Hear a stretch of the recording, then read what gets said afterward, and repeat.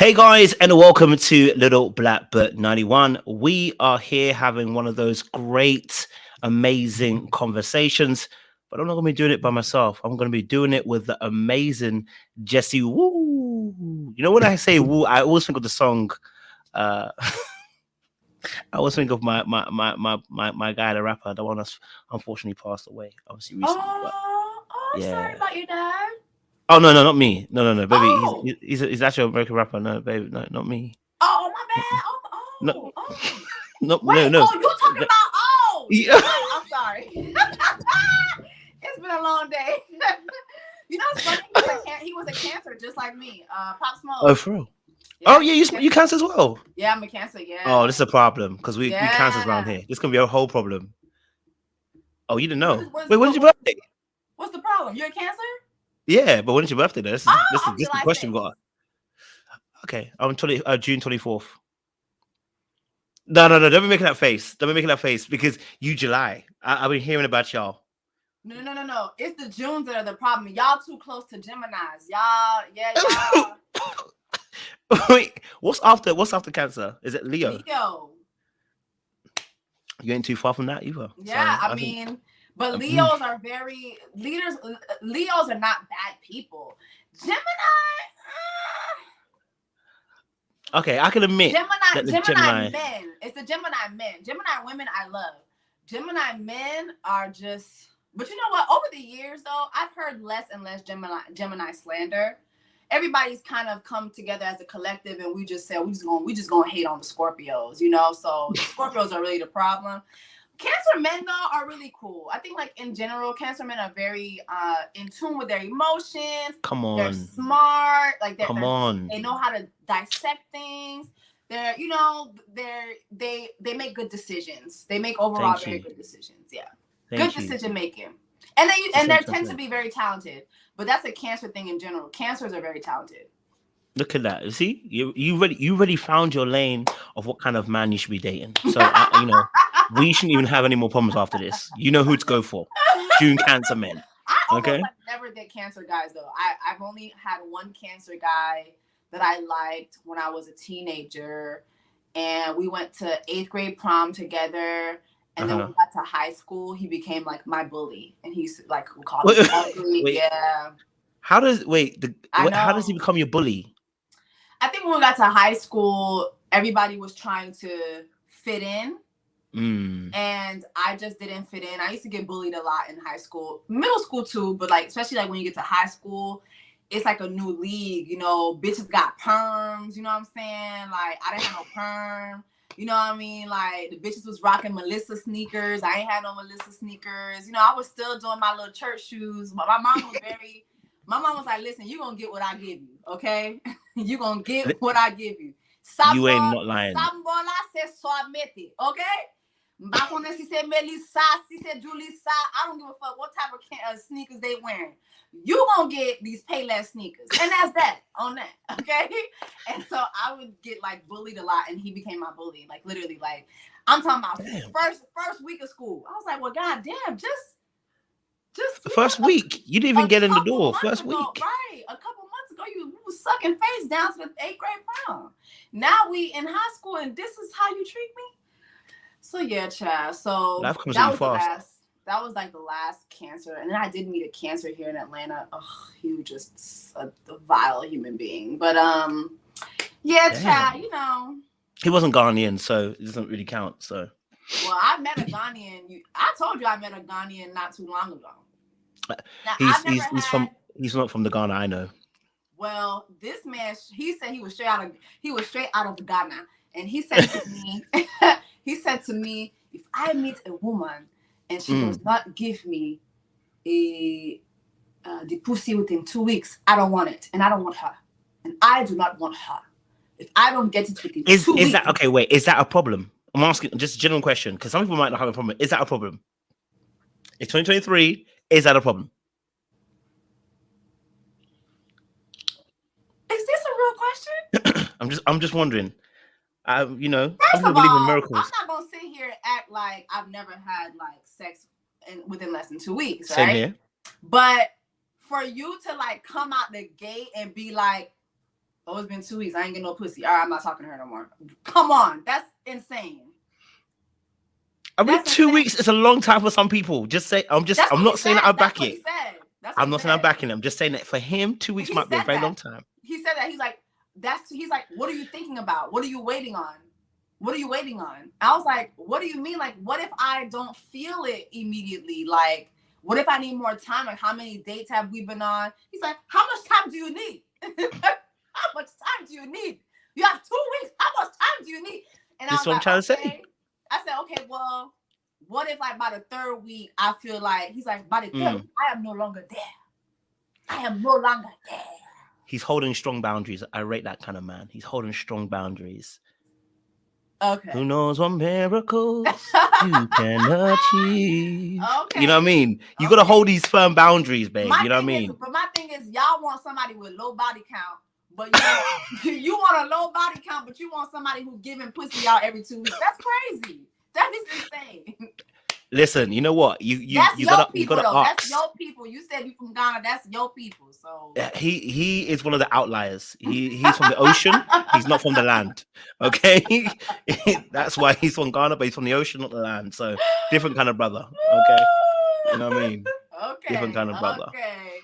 But no, listen, audience, thank you for joining us in our conversation. This is probably going to be like this throughout the rest of this live, so I hope you're ready, because me and Jess are going to show you some cancerous behaviors.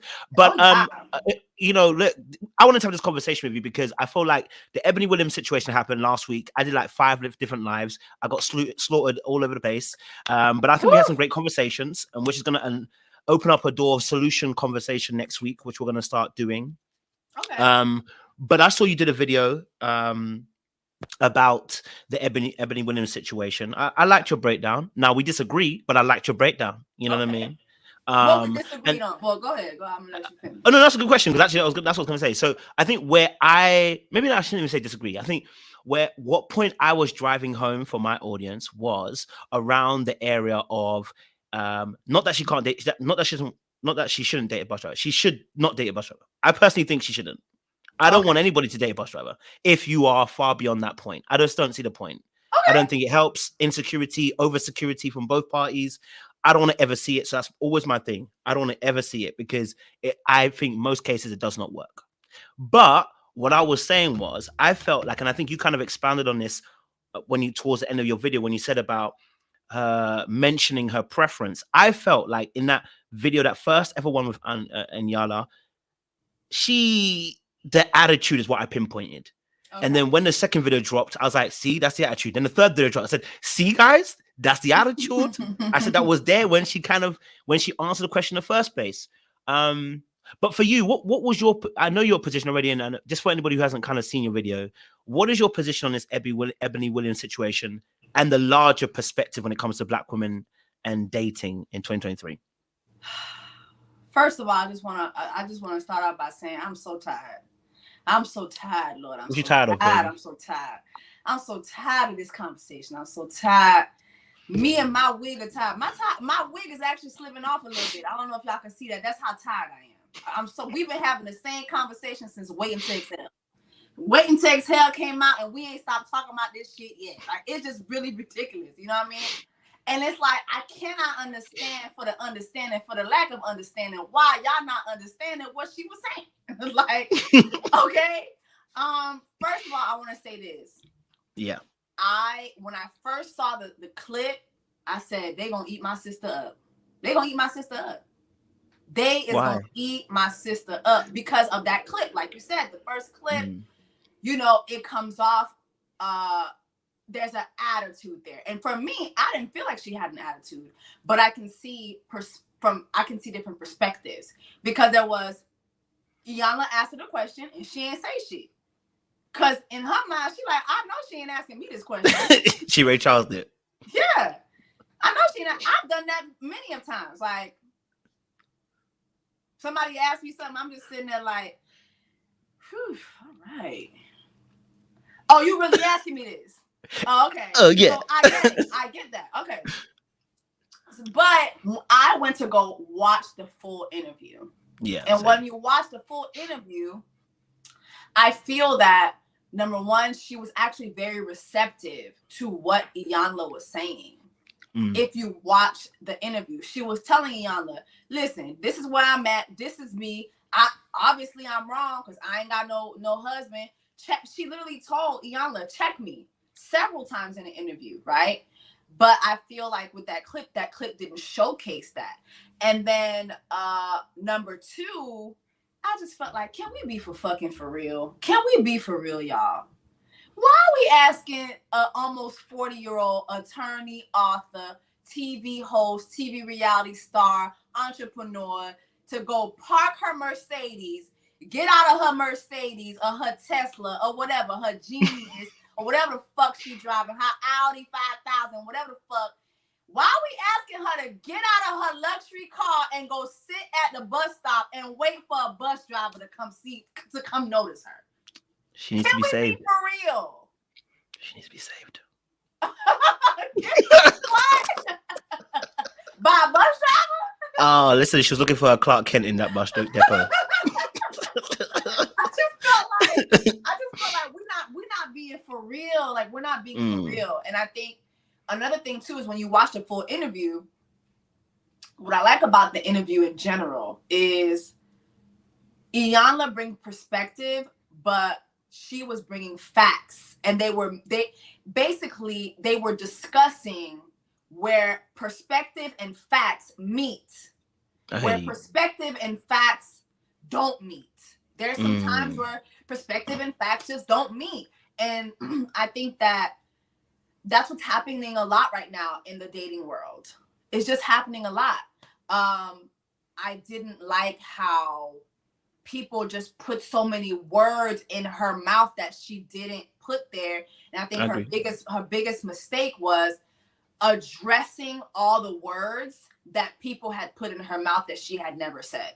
So now it became, it's a whole other layer to the conversation now. And now you're giving people more for them to drag you on. When in actuality, y'all don't give a fuck about none of this shit. Let's be serious. I'm not a bus driver, so you're right. No, I listen. I live in Atlanta. I moved to Atlanta during the panoramic.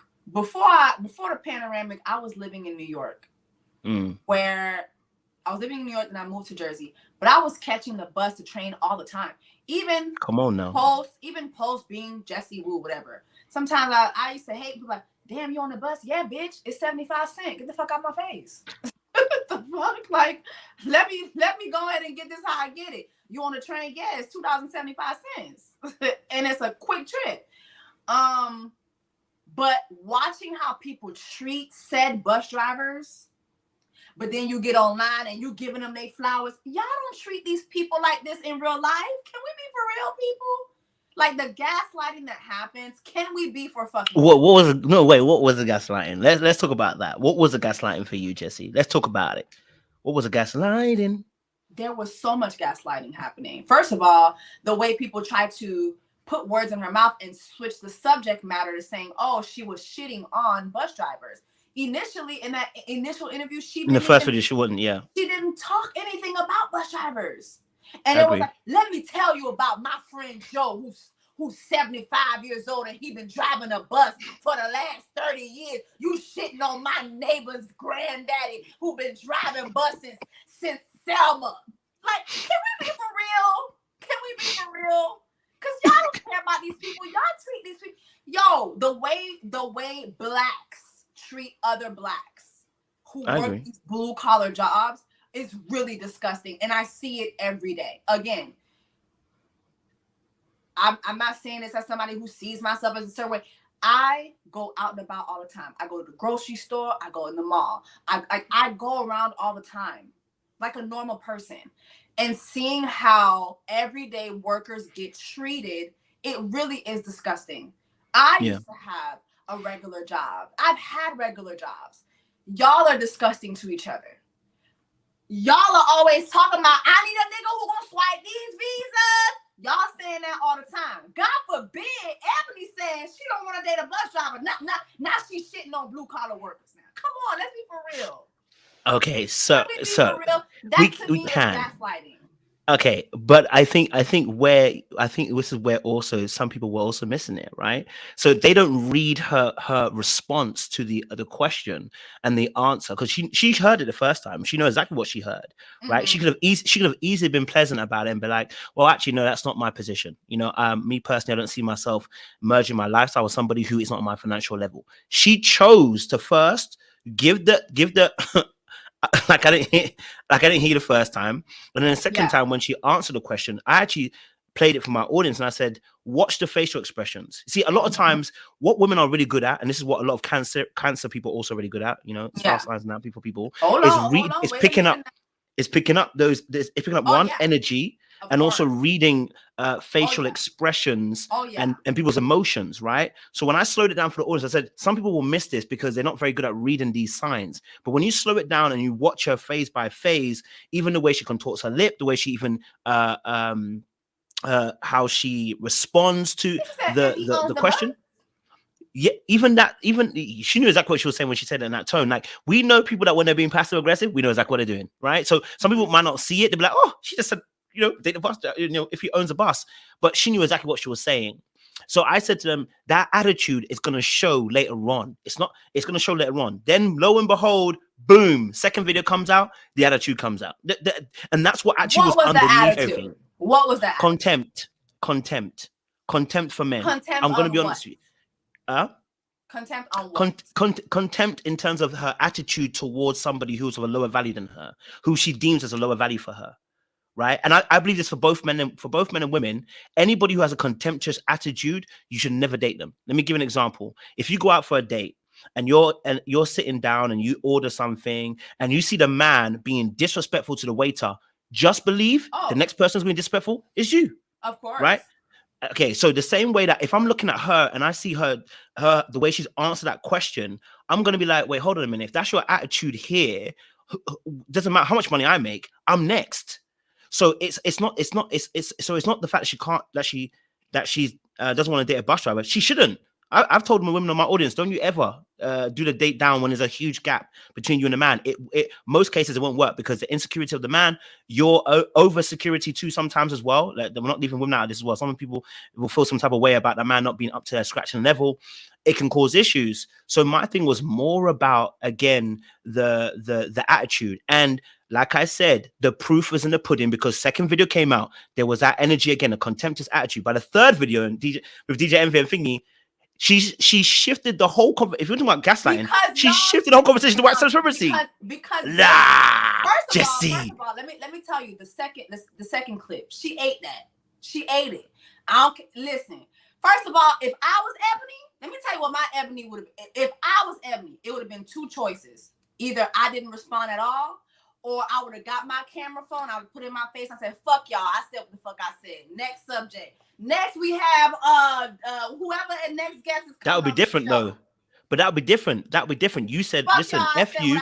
I said what I said. She didn't say that. I ain't got time to be dissecting. You make your dissertations, whatever the fuck y'all want to say. My response would have been, fuck y'all. I said what the fuck I said, period. Should have been like, fuck you. Fuck you, fuck you, fuck you, fuck you. Okay, very Jamie Foxx. Shout out Jamie. Foxx. Okay? But here's my thing. Even in the second interview, to me, she wasn't calling bus drivers mediocre. She literally started the video off by addressing the commentary that was made against her. And to me, that video was directed at the commentary and the commentators who made those comments, telling her, wait, slow down. You about to be 58, anytime a woman is 39, she 58. You know what I mean? Like, y'all be adding on years, and you old, you dusty, you a 4 at best. Y'all was deep in y'all Kevin Samuels bag. And so her response, y'all know, I see y'all. Is that your man? Hell no. He's like, I'm a little bit too close. I'm just like a bill collector. Hold on. She got a lot of numbers. Well, I got you. Send the bill my way. But listen now. Oh wait, hold on. You paying bills? Oh, we're gonna get back to that. So Yeah, I think she was directing that at the people who were making the comments. All the people who were saying to her, basically, she needs to accept what she can get. That it was directed to them. And I think when she started talking about what she stands for and building the black community, ownership. First of all, if you I've followed this woman for years. This is all Ebony be talking about. She's very pro-black. Ebony single-handedly was able, single-handedly was able to put a huge pause on Real Housewives of New York. They were shooting Real Housewives of New York, and she kept bringing up black issues.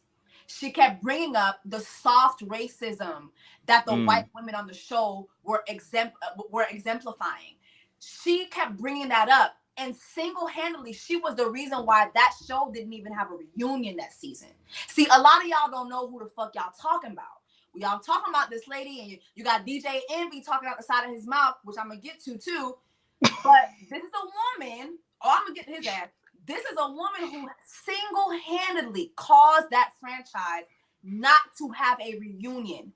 Because those women feared that they would be called racist on Andy Cohen's couch, literally. So it's crazy how a woman like that can spend years and years and years and years advocating for black people to advance, being an attorney, like to get on reality television, where reality TV is about throwing champagne, flaunting your wealth. And she got on there and she was pro fucking black. Had Ramona, who is a well-liked a housewife for years, had Ramona so scared to show up to the reunion, they canceled the reunion. Okay? And so me, as a fellow black woman, seeing this woman's journey and then seeing her just say, if he was the owner of the bus, seeing her get ate up like that, because she don't want to date your uncle who drive the bus, y'all not for real. Y'all are not for real. And we are for real. No, y'all not for real. Y'all can't be. These can't be the children that we are. Houston said was this the one that Abraham said, many sons. No. This the one. Said, I will be the children of the future. She wasn't talking about y'all. It ain't no way. Because for y'all to see this woman do that and then turn on her just by that, and then to the point where now the lady got to address shit that she never said. You know what I mean? And then get pounded on even more when she was telling you who she was, what she stands for. And people were now you trying to change the conversation. Y'all changed the conversation. So now she's addressing the new conversation. And she's not bringing any new aspects to it. She's not bringing any new aspects to it, because if you actually took the time to do your research, this is stuff that Ebony has been talking about for years. And it's okay when y'all get on y'all podcast microphones and y'all tell us that we're average is best. It's okay when y'all get on y'all podcast microphones and tell black people we need more black ownership. It's okay when y'all do it. The minute the woman does it, she is crucified by everybody, to the point where now you have the Breakfast Club, who's not good at doing research before they have their conversations. So now you have DJ Envy. Oh, well, I see you were engaged to a white man, so you're not even pro-black. Mind you, DJ Envy is someone who has had Ebony K. Williams on his platform many times. Many times. Talking about pro-black issues. Talking about her book, Bet on Black. So for you to turn on your sister like that, I ain't never seen you have Kevin Samuels, who is now worm food. I never saw you bring his ass up to the Breakfast Club and chastise his ass like that, but you do that to her. That is fucked up. And it just shows you how we're not serious. We're not serious. That's my point. Okay, no, I can take some aspects of what you said in there, right? Which I've heard many times from the audience too, right? So the larger conversation comes around obviously black women in general, and some of the experiences that you've had with the opposite gender, the black men, right? Yeah. If we focus it strictly on Ebony, I want to make this is coming from a perspective I look at things from a relationship standpoint, right? No matter how great she is at her job, her advocacy, and how great she is at being pro-Black, it doesn't make you a great partner.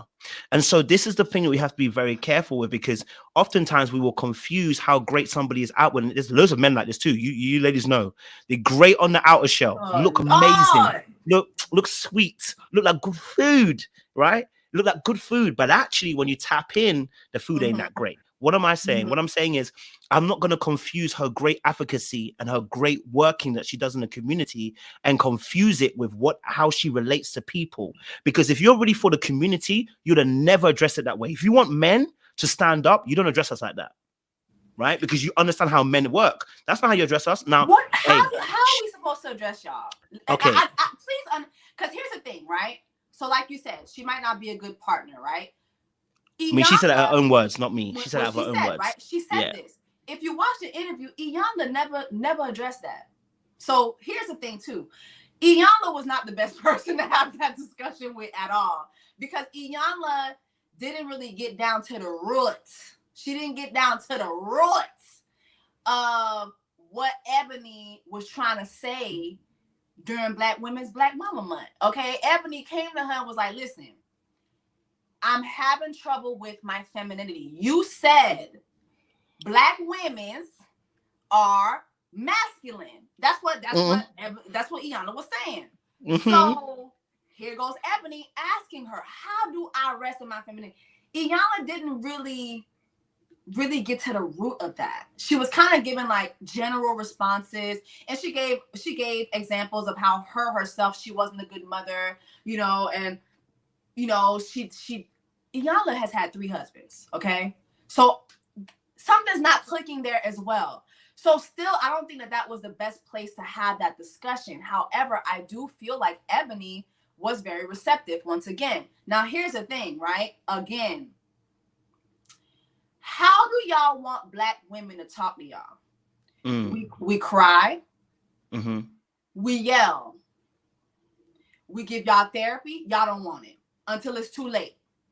I have several Black therapist friends who say the same thing to me all the time. When Black couples come in, it's too late. It's too late. Because the wife has been asking the husband for years or for a certain amount of time. They come in when it's too late. You don't want the therapy. Okay. You don't want a job, you want to have podcast. When y'all say podcast. You don't want a job, okay? Like, what do y'all want? What do y'all want us to do? Like literally, and like in my interview, I said this. I myself, like, I don't do a good job at dating. I know I don't do a good job at consistently dating. And to be honest, I just feel like dating is just not a safe place for me. It's just not. It has not been a safe place for me. Why do you say it's not been a safe place?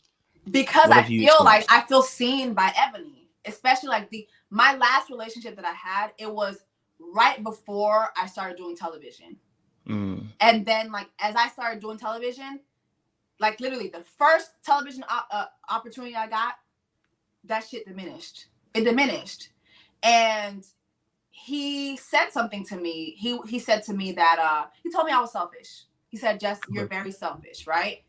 Now, like you said, with cancers, we know how to dissect things. Like, one thing about me, you tell me one thing, I'm going to tell you 3 things from the one thing you told me. Literally. I'm going to tell you 3. You give me A, I'm going to give you B, C, D. Literally, right? And so when he said that to me, I'm like, am I selfish or am I focused? Okay. You know what I mean? Like, for instance, right? This is when I was still living up north. He lived in Queens, right? When we first started dating, I was living in Brooklyn. So it was easier to get to each other, right? But then I moved to Orange, New Jersey. So one thing about it, once you got to cross that bridge, you really see who your real friends and who your real friends are. Nigga is really your nigga, okay? Because the trekking back and forth is a lot. Now, he would trek back and forth for me. I didn't have a car. He had a car, right? Now, here's what I would do. What I would do is I would pan out my days if I had to go into New York and I had to go do stuff at Viacom, at BET, Madame Rob, whatever, I'm like, okay, this day I gotta go do BET. Okay, I'm gonna try to get them to schedule me the next day. That way I could spend that night in New York, whatever, and then I could do my things for 2 days and then I go back home, right? To him, he was like, you are not making time exclusively for me. Yeah, I hear that. You're coming to me and you're mapping out everything else and then you're fitting me in, right? And so I think at that time I didn't take it like that. I didn't understand that. And I was like, oh, this nigga, he just, you don't understand. I'm out here trying to get it. You know, I'm riding around, I'm getting it. Like, what are you talking about? You know what I mean? But I didn't get what he was saying at the time. And so I think that being my last relationship, that's a lesson that I really had to learn. I had to learn that, which was, okay, I can't take for granted that I have this person and just like fit them into my life. I do have to be intentional about making time for my mate, you know, making time for you and seeking you and really like pursuing you. Even as a girl, I was like, I always thought the man is supposed to always pursue you. Why am I shouldn't pursue you at all. But that relationship taught me that I was wrong. You do have to pursue. You do have to make time. You do have to, you know, like do a little something, a little itchy, yada, yada, you know, so he can feel like, you know, so he can feel like he matters. But at that time, I was in the trenches. Like, I was in the trenches. I didn't see it. I really didn't see it, you know? At the same time, though, he had his faults. Okay? I ain't gonna say what he did, but he wasn't no bus driver. I'll say that. Okay. He wasn't getting no W-2, okay? I hear you. All right? So he had certain leisures that I didn't have. Okay? And at the same time, he was riding around and he was getting it too. But it's only so much riding around you can do when you ain't got a job that's giving you a W-2. Okay? All right? Are you following me? Right? So there were times when I would say, babe, or he would be like, babe, you know what? I'm going to open up this restaurant. I'm going to do this. I'm going to open up this laundromat. I'm like, go ahead and do it. Go ahead and do it. Here's how you do a logo. Here's how you build a website. Here's how you do it. It was like I was talking to the air. You know what I'm saying? I'm trying to build. Was he not already building? He wasn't already building. Well, he was building something else. He was building something else. Yeah. He was. We know what you're talking about. He was building something else. He wasn't trying to build what I was trying to build. I hear you. Okay, he had different type of bricks. I was trying to build with these bricks over here. He was in love with a cool. Exactly. Okay. I hear you. So it just like again, and just tying this back to the conversation with Ebony, which is okay. Y'all really expect for her to build at this point in her life when she's not in the trenches. She's past that season. So what y'all want her to do? And to be honest, even me at that time, like, you know, I was just a correspondent for BET at the time. I wasn't really doing what I'm doing now, but there was a lot of insecurity coming from him even at that time. Like, oh my God, I remember I went to an event one time. I took a picture with Dave East. Oh my God. Oh my God. Problems. All I did, and mind you, even to this day, and I'm single. I'm a single girl. When I take pictures with male celebrities, like I always do, people will be in the comments like, damn, Jess, you can get closer. I'll be like, because I don't want to, first of all, I don't know if they got a woman in the bushes somewhere, waiting somewhere, somebody who ain't unclaimed and they feeling a certain type of way.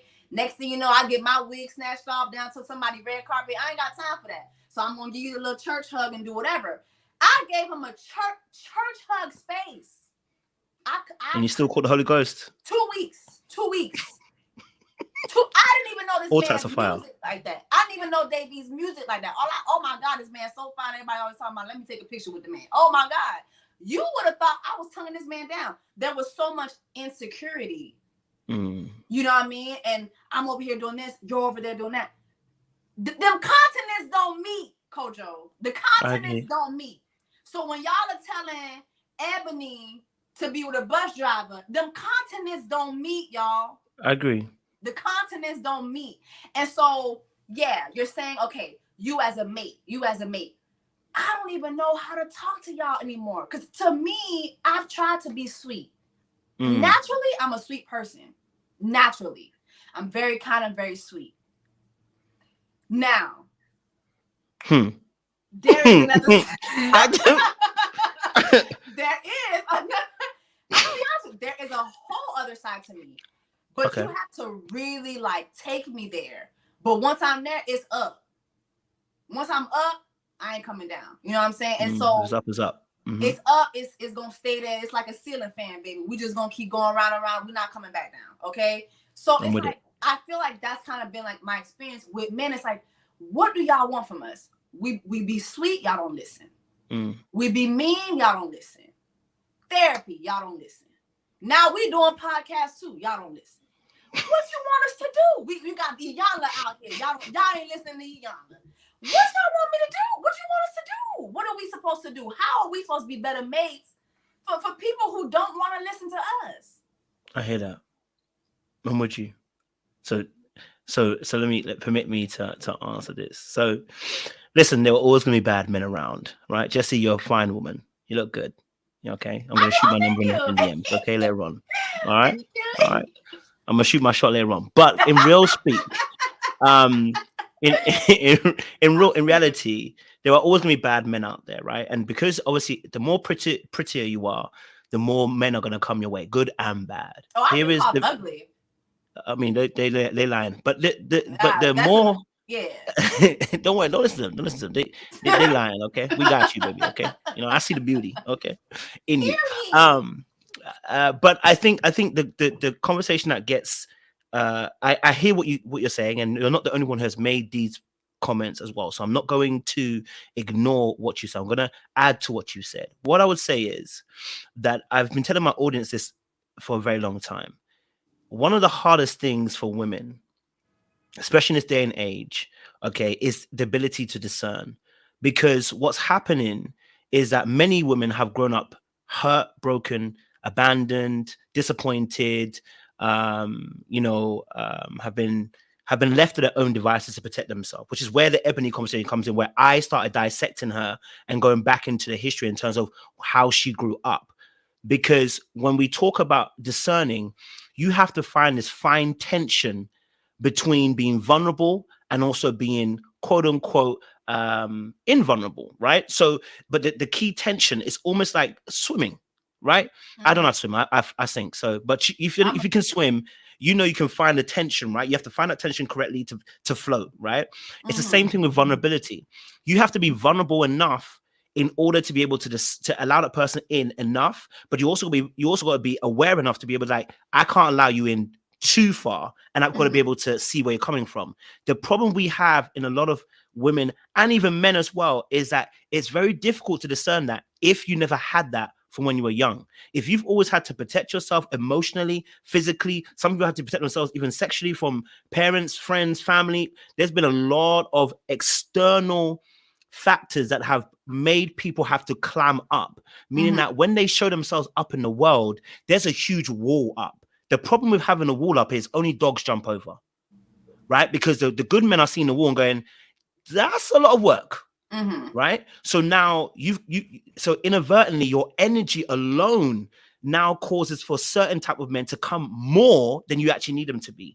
But also because the discernment's also not there, because remember, you're thinking with the protective energy, the fear energy, it actually doesn't allow you to be able to discern somebody who truly is healed and is coming for the right reason and right purposes. It's very hard to detect that in somebody because you're viewing life through a fear perspective. That's not just you, that's men too, right? So, and what's happened is that we have both men and women suffering here. We've got women who are unprotected. We've got men, I always say this too, who are almost overprotected, and oftentimes not by the father, but by the mother. And then they have an overprotection, right? The mothers are the worst. Right? So now what happens is mothers help keep patriarchy alive. Like, it's ridiculous. I mean, patriarchy's got some benefits, but that's another story for another day. But listen, baby, when I pay for your meal, that's patriarchy. But but no, in reality, you know, there are men out there that when you meet them, you know yourself. You know what's so beautiful? You just mentioned something that was so beautiful. You said when you met him, you know, he didn't even know how to make the logo. You're doing this, you're doing this, and almost in some sense, it became Build-A-Bear. And I don't approve of Build-A-Bears at all. We don't do Build-A-Bears around here. We don't do Build-A-Bear Boo. We don't do Lego building. We don't do Bodybuilder. But y'all telling Ebony to do a Build-A-Bear? No. There are men out there. There are men out there who I'm talking about are those men who want to be built. Yeah. Right? Those men are going to continue crying on the internet, telling her to go and date a bus driver. The rest of us who men, and I've seen other men saying, nah, why would she date a bus driver? Right. There are men out there who understand where you're coming from. So what we're seeing now is this epidemic of men who are wounded, who have too much feminine energy. And the women have too much masculine energy. So it's not just women having masculine, the men also too have too much feminine energy. And I talk about this to my audience all the time. Because of the way I was brought up and the way I saw things, I had a bit of a distance emotion with my dad. That actually made me more feminine. People think it makes you more masculine. It doesn't. It makes you more feminine because you're more in your feelings, but you hide it. And that means that you have frustration. You get disappointed easily. You try to hide away from things. You know, you even things like, for instance, like I was joking about saying about pay for the meal. I was 50-50 for a very long time. Mm-hmm. That was a very long time because that's the way I understood it. But when you start to come into your healing phase of wanting to enter more your masculine as a male, you'll start to realize actually you start to live in that aspect. You actually try to promote provision emotionally, physically, mentally, spiritually, sexually, in those areas. You try to protect in all those intimacy areas as well. And then you try to be a priest of your home, which is you speak life into your home. Because I'm coming from a Christian perspective, which is if I'm the head, it means I have to feed the body correctly. If the woman is the body, then I have to make sure that what I'm eating is good because the body is going to receive the nutrients what I'm eating. So then I can't blame the body when the body is feeling sick if I've been eating badly. So as a man, my role is to make sure that me too, I'm healed so that I too can receive the nutrients from the world around me and give that to you so that you feel safe.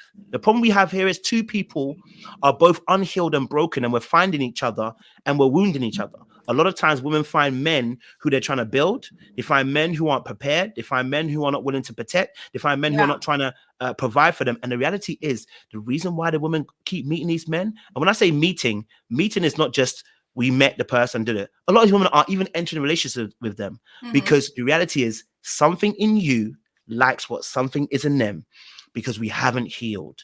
So when I saw about Ebony, what I was saying to the audience was, watch very carefully. The contempt that's coming is not about me. It's not even about that man. It's about the fact that what she said just before that, she said, I've never been in a situation where I've been protected or provided for by a man. So when I said about the energy, the men are also seeing that contemptuous energy for us when it really is pain. But I can't read it as pain because you're pissing me off. So who is that energy? Who's responsible for that energy? Because here's the thing, right? Listen to everything you just told me, right? So we're gonna have women who are just going in this circle. So we have a whole lot of men who are just not healed. Women get with them, have kids, boom. Those same men are absentee fathers, or they're there but they're still absent, or they're there but there's conditions to them being there, right? And so now that's passed down to another generation of women who go out and they go and get the same people. You know, I really feel like you, without you even trying, sometimes you date your parents. Yes, absolutely. Without even trying. Like I've seen that time and time again with me, which is my mom, when my mom got with my father was a preacher. He was literally like on the pew, like preaching. That's not easy. Okay? Preaching. My mom and him met each other in my grandmother's ministry. My grandmother had a huge Kojic ministry in Montreal, Canada. So till this day, if you say my grandmother's name, people know who she is in Montreal, Canada. She's dead now. She gets ate up by the earth and everything. But you know what? She probably ain't ate up because she's in one of those, she's in a thing, she's in the wall. Do like bugs and stuff begin to the walls and shit? I don't know if know. they get into the wall, but they definitely, the air probably getting there or something. I don't know. Yeah, so I don't know. So she's gone. But, you know, rest her heart, child. She was preaching the word, but she wasn't shit. There's videos of her literally taking the offering money out the offering bag. I have it on my page. Like, literally, like, somebody has sent me an old video. My dad is preaching. My dad is translating for this white man who's preaching at the church. And you got my gunman in the background taking the money and just... Maybe she needed it, y'all. Like, what the fuck is going on? Maybe she needed it. Just ridiculous. She wasn't shit. That lady wasn't shit. But, you know, bless her heart. She in heaven, she in the back. But my mom met my father, you know, in that ministry. And so, like, in our culture, there are certain men and careers that you're supposed to be with. You know, doctor, engineer, lawyer, nurse, pastor, you know, and he was one of those things, right? But my dad, he was slanging the word on Sunday morning, and at night he was slanging crack. You know what I'm saying? And then on Monday nights he was selling women's, okay? And so my mom, it's crazy. I'm literally gonna make like a movie about my life. This shit is ridiculous. How the fuck you Psalm 100 Sunday morning, and then you selling 100 bricks Sunday night? But my mom, you know, fell in love with this man, and she went into building. Okay, let's try to figure out how to get you out of this. You can do this. You can do this. Like, you know, my mother is a really good preacher too. She doesn't have a preacher title, but she can preach really well. Amen. And so she's an evangelist, you know, and I grew up like going on missions and stuff, especially like in Haiti, telling, you know, people about God. Like, that's how I grew up. My parents, if my father was healthy, I could have been the next Sarah Roberts Jakes. Okay. Like, literally, I would be down the women's Bible study right now, leading that. Like, if my father was healthy, but he was not. And my mom tried to build him and tried to help. And he just would not take it. Therapy would not work. God was not working. Talking was not working. Praying was not working. So it's like, what are we supposed to do, right? And so I think that's where I'm at, which is, what am I to do? I have done my share of trying to build or trying to...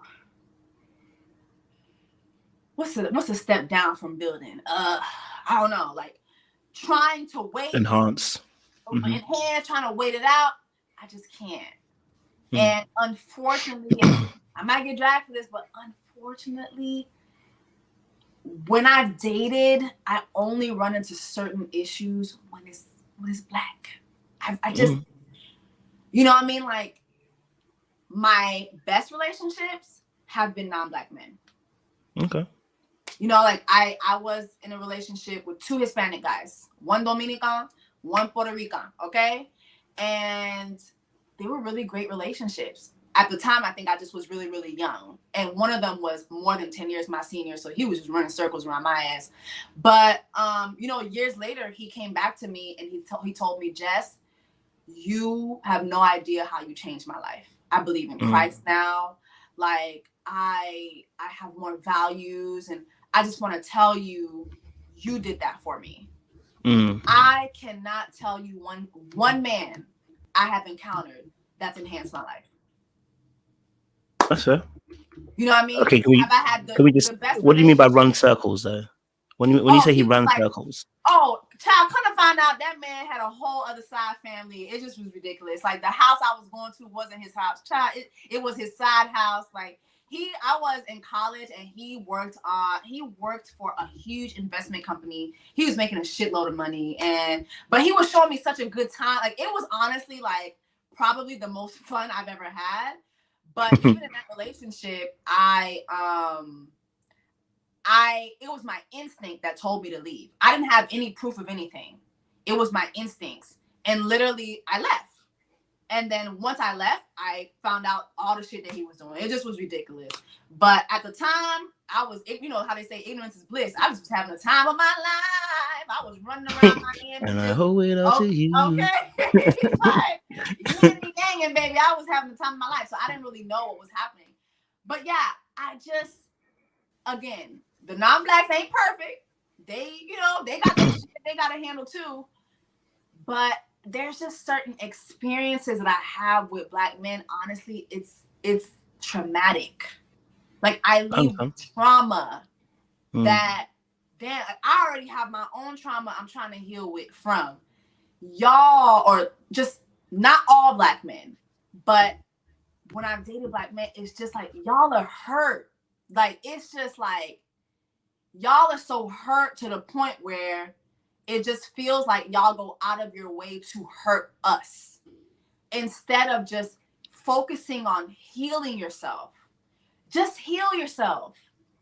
Heal. And I promise, like, you'll be happier. And you won't have to go out of your way to hurt somebody who loves you. But it's just, I can't do that. I can't be the fixer. I can't be your therapist. I can't be your mama. I can't be your loan officer. Okay? I can't do all that. And then while doing me, I can't. Like, you're supposed to be the same way I'm supposed to be your safe place. You're supposed to be my safe place too. I agree. I can't. Like, I can literally, off camera, I can play you a recording of a phone call I had with the last guy I dated. Mind you, I was just seeing this guy for like 2 months. If I were to let you hear this recording, you would tell me, do you have a protective order? Literally. It's bad. Like, it's bad out here. And I'm talking about not just guys in their 20s and 30s. I'm talking about niggas who about to be 50. Here go me. I said, you know what? Let me date older. Maybe if I get me a little pappy, somebody's happy. Even that's not what it's like. It's just so much hurt. And the difference between, I think, Black women and Black men is, Black women, we're not perfect either. We have a lot of trauma, we have a lot of pain, we have a lot of things. But Black women are more receptive to, i.e., therapy, you know, hypnosis. Like, I've seen Black women do it all. Like, we're more receptive to doing the things that will help us heal more than y'all. Y'all just want to stay where y'all are at. And it's like, well, you know what? You want to stay where you at, then you're just going to get left behind. That's where it's at for me. You're just going to stay. You're going to stay where you left behind. I have 2 brothers. And, you know, one thing that Ebony said, which really hit home for me, was the coddling. And I feel like a lot of people haven't talked about that. I come from a Haitian household. Baby, the way Haitian women go about their sons, my son, my son, my son, my son, my son, my son, my son. Like, yo, it's fucking ridiculous. The treatment that the girls get from the time we're kids, babies, the way we have to grow up fast, but the boys get to have they get to simmer a bit. They get to make mistakes forever. You know what I mean? Jean-Pierre is 45 years old, still making the same goddamn mistakes. He said, mistake, that's my son. He's going to learn. When he's going to learn, girl? He about to be 50. Meanwhile, I'm over here about to be 20, and I'm already making decisions that his 50-year-old ass supposed to be making. You know what I mean? Like, it's just, it's at criminal levels. The coddling that happens with Black men or men in our community from the time that you guys are at the house. Then you get into the real world. And then you expect everybody to coddle you too. And so when people are not coddling you, I feel like that's what I run into a lot. I'm not a coddler. I can be understanding. I can be with you. I can be supportive. I'm emotionally available to you. I'm emotionally intelligent. But I'm not your mother. I'm not going to breastfeed you. I'm not going to do it. Okay? And I feel like for me, that coddling, I just can't do it. We're in the real world now, baby. Put your grown man boxes on. It's real decisions going on. I cannot coddle you. I can't always be your ex. What do you class as coddling? What do you class as coddling? Lord. So we understand, where you're coming from. What do you class as coddling? For instance, for instance, like I can bring up my older relationship, which was, okay, how long are you gonna say you're gonna do something before you do it? You said you was gonna do it last week. You said you was gonna open up this restaurant. You said you was gonna leave this behind. You said you was gonna do this. Keep your word. Be a man of your word. I can't coddle you through that. I can't hold you and carry you through it. Because the thing is, as you're stalling, I'm moving. One thing about me, and I've always been like this from a child, I'm going to move. I may not move faster than other people, but I'm constantly going like this. That's my life. And so if you're not, I can't coddle you through that. I can't stop what I'm doing because you don't want to take initiatives and do what you're supposed to do. Mm-hmm. Because I'm a strong black woman. I feel like that's another thing. Like everybody expects us to be this strong black woman, strong black women. I'm not strong all the time. I can't. Being a strong black woman equates to coddling a lot. I can't do that. Mm-hmm. You know, I feel like I'm going on a rant, but it's like I can't. It's tiresome. It's tiresome. And I just feel like in general, it's like, okay, until black men really give us a solution that really works with talking to you guys and getting through to y'all, I'm just gonna be over here somewhere else. And that doesn't necessarily mean I'm not gonna date black men. But I'm gonna date myself. I'm gonna date my friends. I have a good time. Like I don't have to date. Remember, I said I'm not consistently dating. Mm-hmm. I have a good time. I live a good life. I'm surrounded by good women who have great jobs, great careers, who are happy with what they do. We take trips. We go to brunch. We cry together. We get each other jobs. We're there for each other. We support each other. If financially one of us is in need, we're there for each other. I got a whole lot of aunts, whole lot of aunties, cousins. I have a whole lot of mothers in my life. So for me, it's not necessarily, oh, I ain't gonna date black men, but I'm just gonna be over here where actually I'm having a good time. And then when you got yourself together, maybe I'll come back over. But until then, I'm gonna be over there.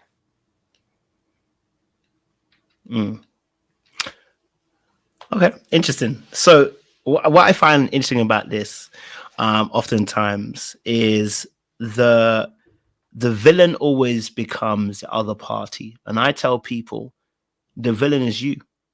Mm-hmm. You betrayed you. It's not the men. The men who are the men, they're always going to be dogs. They've always been dogs. Now, there are very few men who are expertise con men. There are very few. Mm-hmm. And not and when I say there are very few, if every woman keeps meeting con men, you're dating the same type of guy.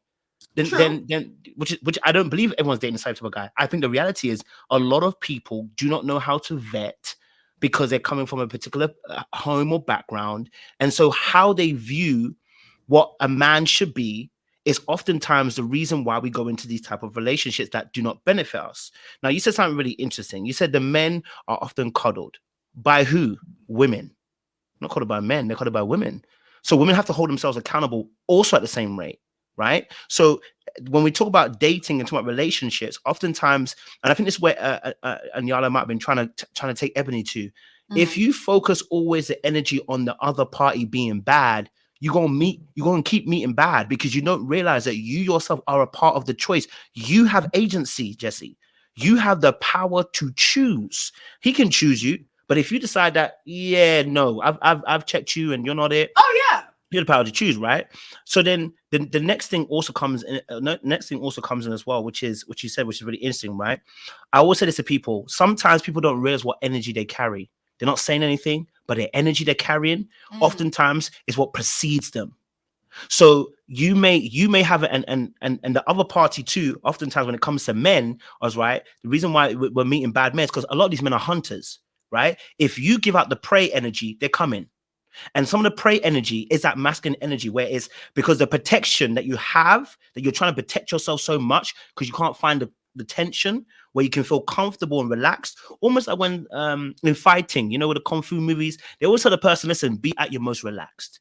When you're at your most relaxed, you can react, you can palm away, you can see the things coming your way, and actually it makes it easier to be able to fight. But if you're tense already you're going to find yourself in positions where you're getting hit. You're going to find yourself that you're missing punches, you're missing kicks because you're so tense. You're almost anticipating everything. But you need to get to a place where you feel emotionally, you feel safe within yourself so that you can make these choices and actually view what the other party is doing.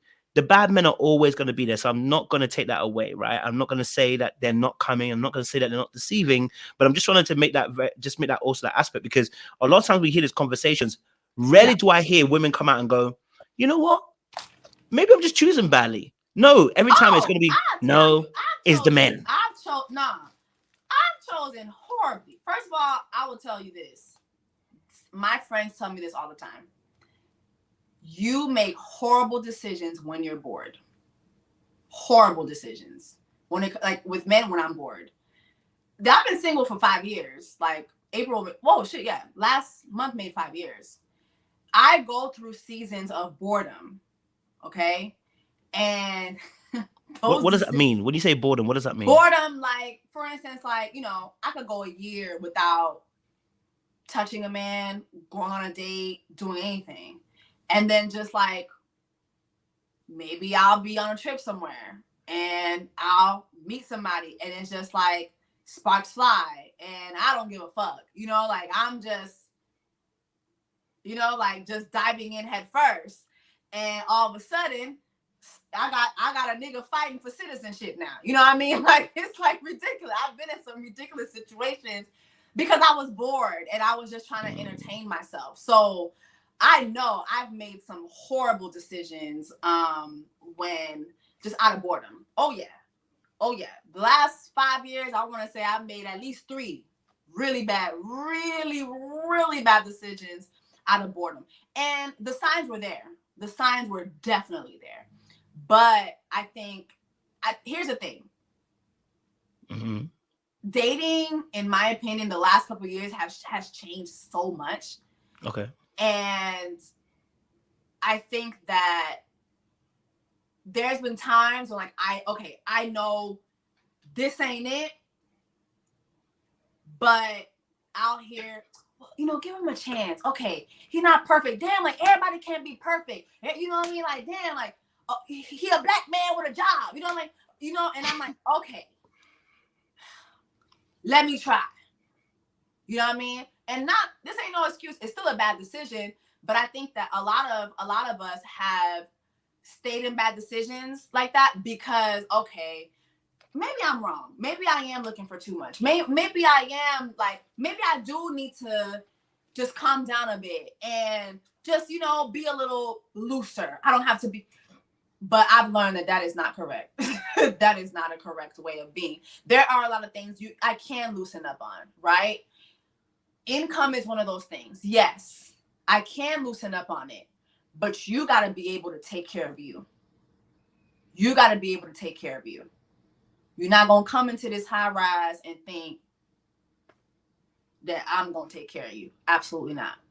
And I've seen that sometimes. Like, other things too is I think sometimes like you vet, but when you have like public platforms, I'm trying to be more careful with some of the things I say because, or even like showing where I hang out at, because some people will morph into what they think you want. They will pay attention to what you're saying. They will pay attention to where you go, who you hang out with, and they will morph into that perfect person. And before you know it, you in danger, girl. I had one incident like that could have went really, really bad for him. Because one thing about me, I'm going to shoot you. I ain't playing them type of games. I am going to shoot you. Just, hey. Don't shoot. Oh, baby. One thing about me, baby, you will get shot, okay? Just let you know. You will get shot around this motherfucker. I joke a lot. I play a lot. But it's 3 things I don't play with. My food, my money, and my life. You will be dying, okay? And so, yeah, I think that I had one incident. I was like, oh, okay, cool. I got to be more careful. I got to be, people will morph. I'm sure you've had that. I have one of my friends who has a really, really popular podcast right now that I did a live version of. And he had showed me one of his listeners made it her business to be everywhere he was going. No. Strategic positioning. Oh my God. Strategic. Like, be the woman that he has said he was looking for. Down to the career. Okay? People will vet you. People will vet you. And if you're not, it's like what you said, discernment. And also, it's not just discernment, but one thing about me too, I'm gonna do my research, baby. I got investigative lawyers. Baby. Oh, you said where you work at? Okay, cool. Let me go ahead and look this up. I had a car salesman recently that didn't have a car. What do you have, a spaceship? Maybe he had a boat. Maybe he had a boat. Maybe he had a plane. Maybe he had a boat. Maybe he had a message in a bottle. He a car salesman. He ain't got no car, Kojo. Now, how you a car salesman? You ain't got no car. He got some wheels. He's selling tires, baby. Okay, his name is Michelin. Yeah, we're living in scary times, and dating is very, very different. But I, like Ebony, I will say this. I felt very seen in her interview with Iyanla. I, too, would like to understand more how to be more, not necessarily feminine, because I'm a feminine bitch, but I guess how to understand more like my counterparts so that, you know, things can work better. But I don't feel like anybody really has that solution other than, discerning and, you know, and vetting and all that. But again, like, it's a scary time. It is a scary time to date. It really is. People are not really, my experience has been this too. People are not really looking for love. I'm a lover. I am a lover girl. I want to be in love so bad. I want to be married so bad. Now, do I go into conversations and say that? No. But like deep in my heart, that's what I want. That's what I long for. I want to be a mother. I want to be a homemaker, right? But my fear of not finding that right person has saved me every time. I look out for a lot of different things. I'm like, you lied about that? It could be just one lie. I don't got to stick around for other ones. One lie. You lie about one thing so simple. I'm gone. That's fair. Because why you lying about having a car? Yeah, I agree. In the year 2023 of our Lord and Savior, all these Ubers, all these Lyfts around here, why you lying about having a car? You know what I'm saying? We got Carvana, we got all the Car Max, we got all. Why you don't got a car, baby? You know what I mean? Like things like that. I'm not gonna stick around for that. So I don't know. Which is fair. So I think, and this is something I said to Ayana as well. I think a lot of times, and so I'll share something really personal with you. I say personal, but it's something I was thinking of, right? I kind of mentioned it with you earlier on, right? But a lot of times what people don't realize is the latent feelings that they have underneath the surface that are really deep, right? And they come up in certain circumstances, but they actually drive a lot of our motivations and our needs. Something you mentioned, right? You said your brothers, they were being coddled, right?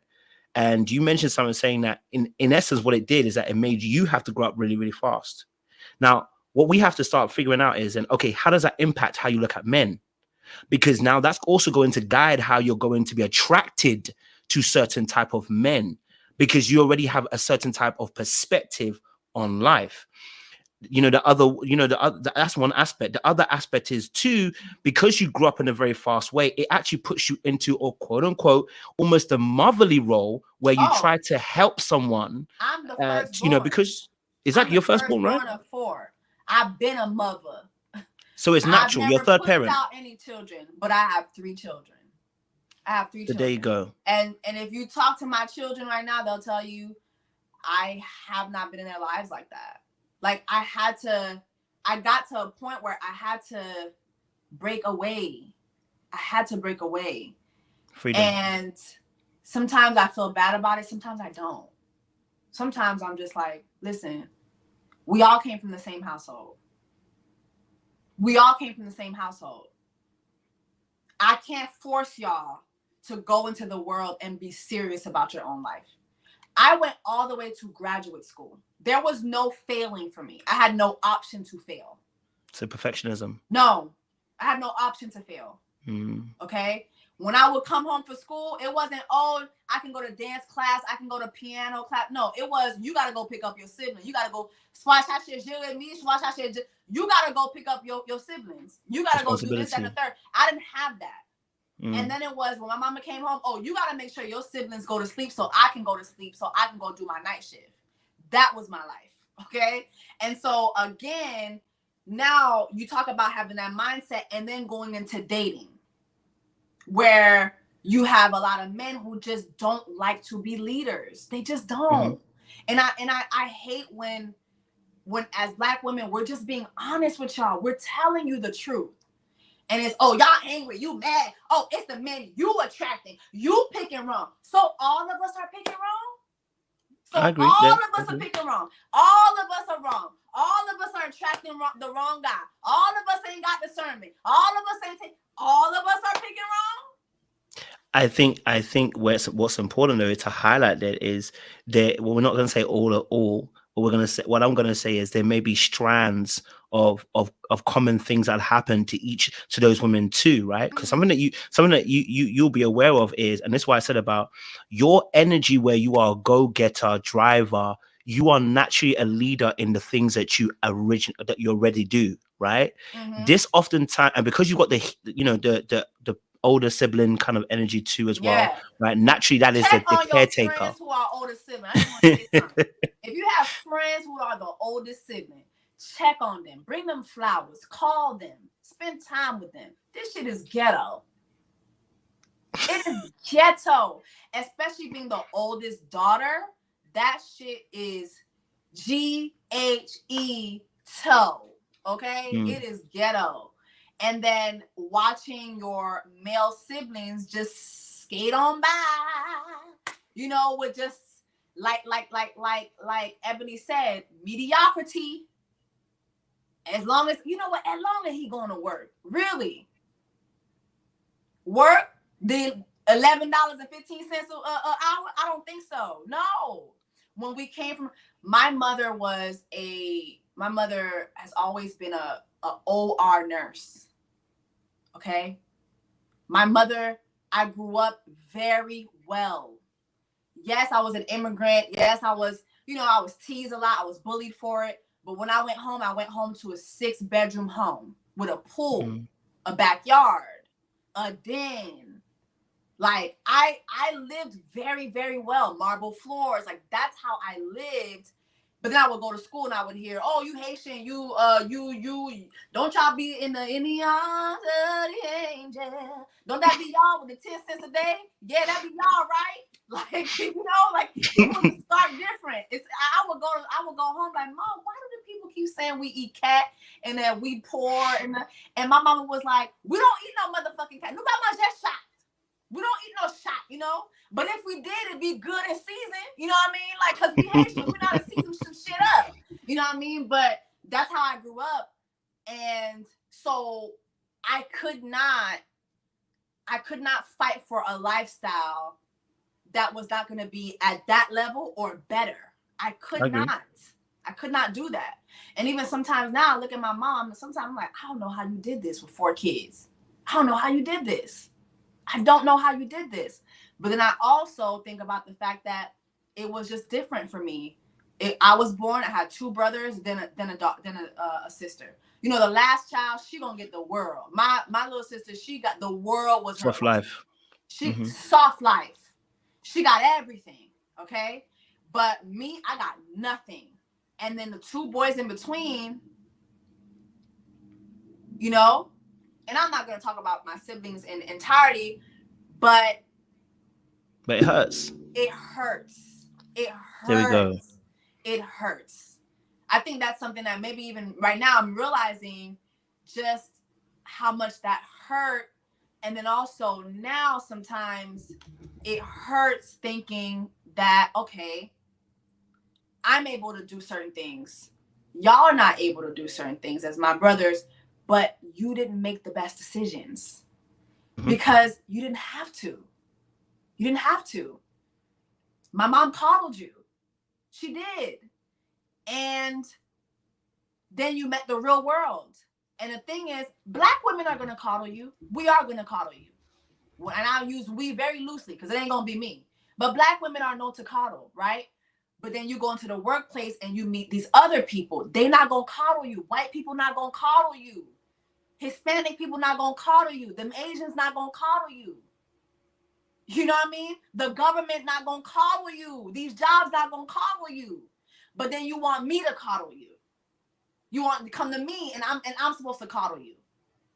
I mean, there are those type of men in every. I think this is why I always talk to my elders as well. Hyper focus on being black, and it's only happening to black women. It's not. It's happening to white women too. That's why you have feminism. It's happening to every across the board. But what I would say to that, but you know, you're right in terms of focusing on us. So because I don't know those races, we're going to focus on black women. I'll say this about white women though. Oh, my cat there. Don't worry, I'm still here. Oh, I'll say this. Even with the white women who are dealing with this, they're still white at the end of the day. You still got your skin to fall back on. Girl, what skin am I supposed to fall back on? Like, you don't have that luxury. I don't have that luxury. You're still white at the end of the day. Things that me as a black woman, if I have 3 kids by 2.5 baby daddies, it's not the same as you having 3 kids by 2.5 baby daddies. Because those white men have certain luxuries that black men just don't. They just do. They have certain jobs that they can get just because they're white. Look at Epstein. Look at Epstein, how Epstein was able to become such a huge investor, lying about his whole entire education as a white guy. Black guys can't do that. Nobody should be able to do that, but white men do it all the time. Look at the pussy grabber who made it all the way to the White House. No, listen, okay, so I hear you. I want to offer up something else though, right? A pushback, but maybe a change of perspective, right? So, for instance, what you shared with me, right? You've spoken about having to be the leader, be strong in your household, etc., etc. Have you also thought that you actually don't know how to be vulnerable? You don't, and I'm using the word vulnerable, not weak, because I think that would not necessarily trigger anybody, but someone might look at it in a different way. But is it also possible that we don't know how to be able to take a back step and not be on the forward foot? Because first of all, you're firstborn. You've had to always be in a place of responsibility. Naturally, when the space vacates for there to be someone to step up, you step up rather than allowing someone to step up because you're used to stepping up. And a lot of times, people, black women specifically, I'm talking about us as people, right? A lot of times, black women will step up because they're used to stepping up. Now, the problem with that is once you step up, you've just taken that person's role. Yeah. Right. And if you're running a race, you're disqualified. Then that's the problem that's happening. So a lot of times too, it's twofold. There are men who are not stepping up too. And I absolutely agree that I'm not going to take that away from them. But I'm also saying women choose men and they don't realize they're doing it intentionally through subconsciously choosing men who won't step up to the lane because you're so used to being in a place of in that lane because it gives you an aspect of control. And that control is your safety. Because if you can control what's happening, you're now safe because we haven't dealt with the pain and the hurt we're dealing with beforehand. You said something really powerful. You said about hurt, right? Now, I've got a ligament injury in my left knee. What it's caused is actually an injury in my right-hand side of my back because the way that I run now, I'm always thinking about the pain in my left knee. It's actually caused more issues by me constantly thinking about that left knee. Now my back hurts on the right-hand side because actually what's happened subconsciously, I've started running in a particular way. And this is how people start doing relationships. They start not healing that pain in that left knee. And then they start running, over exerting too much energy on another side, hoping that would cover the other side. No, we got to heal that knee. Otherwise, you're going to end up having other issues in other areas. That's actually how the body oftentimes works. A lot of times you might find you have a back injury and it's not even a back injury. It's something else. You might find you have a knee injury. It's not a knee. You might find it's a toe. It's not the toe. There's something else in the body that's causing that for you to overexert on that area. And so I think sometimes we talk about this and that, and you know, from a scripture, your daddy was a preacher, mom was a preacher, so you'll know the Bible says, that as I'm weak, Christ is strong. This is actually a place that for the Bible, and this is why I do emphasize with you, because the Bible puts men and women as a bride to Christ. So whatever I'm asking you, I'm looking at the blueprint of what he's already done. right? So when he asks me to rest, when he's asking me to rest and say, coach, you know what? Because when we talk about faith, what faith really means is sit back, keep quiet, let me handle it, and let me lay out the blueprint, and you walk along that blueprint. What happens in our society, and I'll say it's twofold. There are a lot of men out there who will not lead very well, but there are men that do lead well, but they won't be given a chance, because as soon as he starts to lead, you will try to impose, even if it's not like a crazy, like I'm controlling him. No, it's an imposing how much leniency you give him, right? If he makes a mistake, suddenly he's out the window. You're on his neck. You don't have no safety from him leading, because you're just waiting for that next mistake. Even that energy can be sometimes daunting for the person who's actually leading in it. So, you know, I would say that, and I think Anyana was kind of saying this, the standing point for a woman is rest, is being able to rest.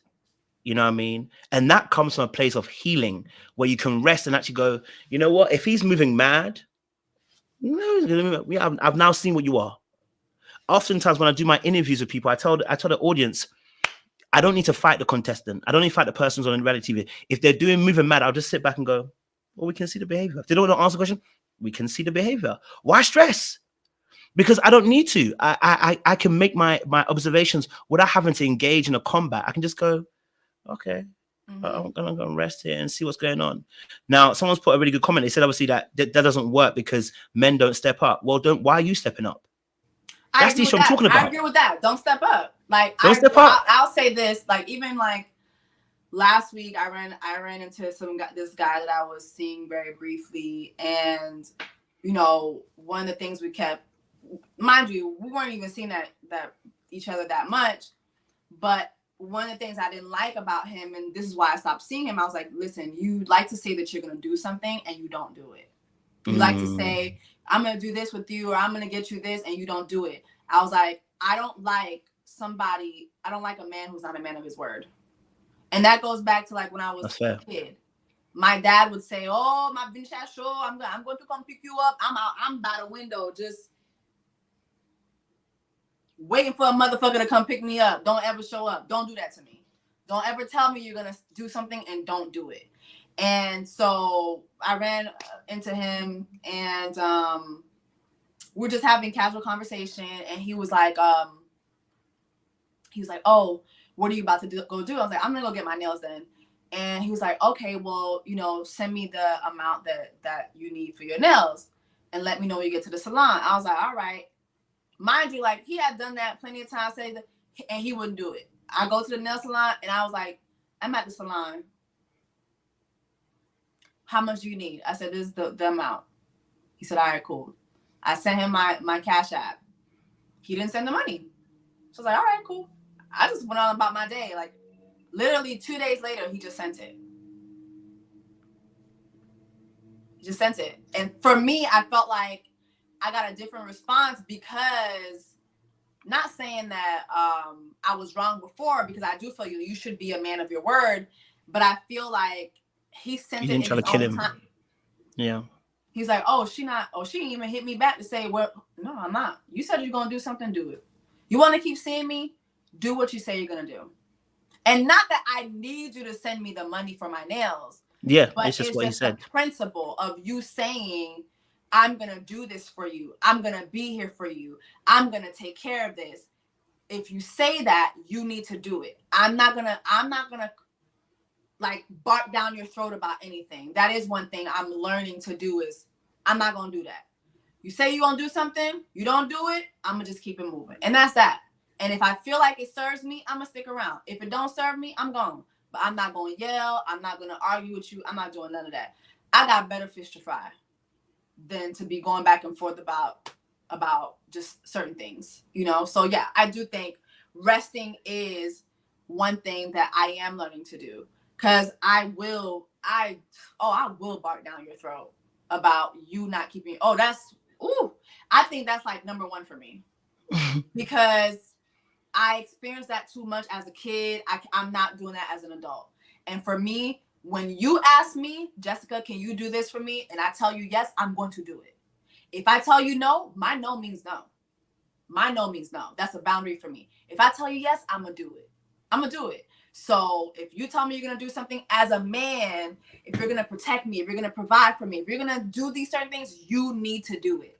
The moment you don't do it, I'm gone. I'm out. That's it. We ain't got nothing else to talk about.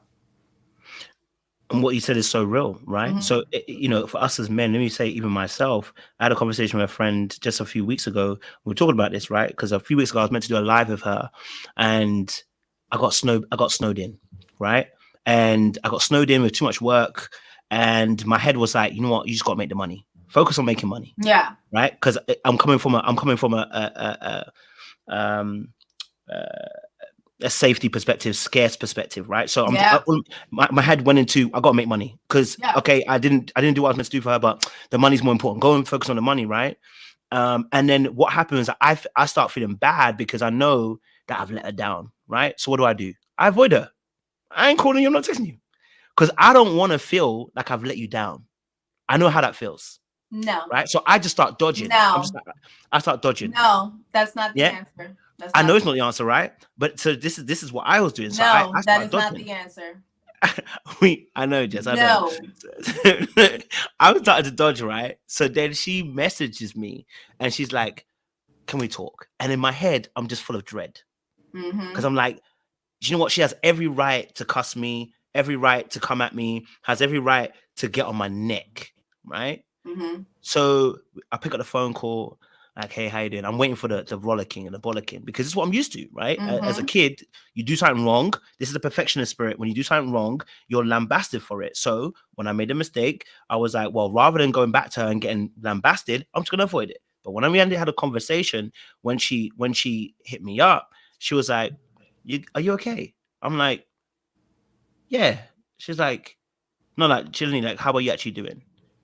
I'm like, I'm good. I'm like, I'm okay. She's like, no, because obviously, you know, we haven't spoken for the last few weeks. Didn't mention nothing about what happened. Just, you know, and she's like, she spent the next 20 minutes just to make sure I was okay. And I was like, so we're not going to talk about the situation. She's like, I'm like, are we not going to talk about the situation? She knew what she was doing. Like, she got me good. And I'm like, yo, I know I didn't do what I was supposed to do, right? But you ain't shouting at me, you're not coming at me, right? And she's like, well, you know, I want to take a different approach. Usually I do that, but I want to take a different approach because maybe something was up, right? Now, let me tell you, and again, I'll say this, let me tell you something from my perspective, right? Which is also, when she did that, the level of respect I have for her went through the roof. The way that I saw her, different. Now, I'm not saying that you have to go through those situations to prove those things. What I'm saying is that we all have our triggers. We all have our situations. Yeah. And if, let's say we were dating, I did that, and she didn't want to deal with me, I'd understand too. Everybody has to do what protects themselves in order to make sure that they don't fall into certain traps. So I'm not begrudging that. I'm just saying that in sometimes that we have our own things we're dealing with, and the way that we deal with them, we think we're dealing with them okay. We meet someone else who gives us grace, and it changes things. Now, I'm not saying women should start giving men grace and try to open that door. No, me personally, they got to grow on their own. That's for friendships, not for lovers, right? So, but I just want to get that perspective to say that we are as men, we're also growing as well, and we're also understanding because as much as you got stories, there's also good men on the other side too, complaining about you, not you personally, but about women too. There's a whole manosphere crying about it and bitching about it. Oh, now, they're not doing it in the right way, but they're crying about what you guys do too. So everybody feels like the dating pool it's not great. So we have to, first and foremost, I believe that anybody who wants to start dating is look at self. Because when I dated somebody who was a little bit abusive, my first thing was, why did I end up there? Oh, I try to heal people. It's me. Regardless of what they do, doesn't matter what they've done. Why was I there in the first place? There's something in me that drew me there. I know what my problem is. I'd be bored. I'm just being honest. Why are you so bored, Jessie? You're not gonna be bored from now on. Now we know each other. You're not gonna be bored. But that's why, like, my friends be like, "What is wrong with you?" Because I'm not, like, I'm always busy. I always have things to do. But I think that sometimes there's a deviant side of me that, like, there's a side of me that likes deviance. I like a bit of mischief. There's a side of me that likes chaos. You know, is it because you always have to be rigid? Yeah, maybe that's what it is. And so, but one thing about it though, I'll get the chaos and then I'm gone. Okay, cool. This is okay. I got it. That was enough for me. And so every time, like, the dudes will be like, Yeah, I'm gone. That was it. Yeah, I got my little chaos. I'm gone. All right, cool. Well, I'll see you. I guess I'll see you next lifetime. I'm gone. Just like that, I'm gone. And they don't understand. They like, what the fuck is wrong with this girl? I'll be gone. I got my chaos. I'm good. I got my little fix. I'm good. And I do think that is a problem because I do feel like, yeah, I'm used to chaos. I am used to chaos. So there has been one person that I dated. He was white. There was no chaos. Very wholesome. And I just was like,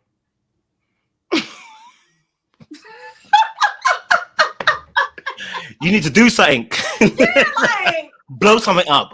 Right. Like, you know what I'm saying? Like, I mean, you're not even gonna give me a little first 48 action, like nothing. Just was like it wasn't given. And so that's when I knew too. I was like, all right. Yeah, I need to get deeper into therapy. I need to there's gotta be, because this man was so wholesome. He was so wholesome and he was just so sweet. And I did things that were so fucked up. Like I literally, I'm not gonna say what I did because people gonna be in the comments. They gonna put near in people's hair. Oh my god, no! I went online and I said something about him, and I said the man's name. He had a very common name, so I'm like, oh, my followers found him. Oh Lord, yeah, the followers are detectives out here. Yeah, like, I'm surprised we didn't find Madeline, but my God, found him. He saw the content, and it just was, yeah, it was bad, but it was chaotic.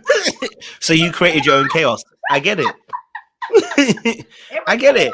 Yes, spicy. I get it. Seasoned, But yeah, no, I really fucked that up. And yeah, so I think that there is a level of me that likes a little chaos. Not toxicity, but like a little argument or two. Give me something to wrestle with a little bit. Just a little chaos, like a little passion. Right. Like a little ooh, like okay. And then once I get that little fix, I'm good. It's just weird. I don't know what that is. I think again, I like chaos. I feel like I thrive in chaos, even in like professional life, like chaos, like things can be chaotic and I'm just like cruising through it. Like maybe I'm at a show and everything is going bad and I'm still on stage, just cruising through it. And people are like, what the fuck? And so I think that there's a part of me in my boredom that has looked for that. But idealistically speaking, that's not healthy. That's not what I look for in the long term. Long term, I want something very wholesome. Very. But you know what that is? You know what that is, right? What? That is actually what you're really interpreting as that needing that chaos is actually you needing someone to prove that they actually care about you. When it's too even keel, it's too good. There's no passion that the person desires you. Do you know what I mean? Yeah. Right. Because the trigger actually what's happening here is that it reminds you of being in your responsible position where everything has to be in order. There can't be no mistakes. There can't be no chaos. So it's very triggering actually sometimes to be in that position because it reminds you of being firstborn, having to always be responsible, having everything to be good. It's like you need a bit of freedom to be able to create and have a little bit of madness around you because it means that I'm not in that same space I was before. So your body's actually responding to what it's actually experienced as a child. So you're actually looking for passion. What you're wanting is some tension, which is what we call in the Greeks call it the almost the eros and the ludus love. The eros love is the sexual, the ludus is the playful. We need a little bit of that energy. It's a tussle, but it's not toxic. It's little dirty talking in the air.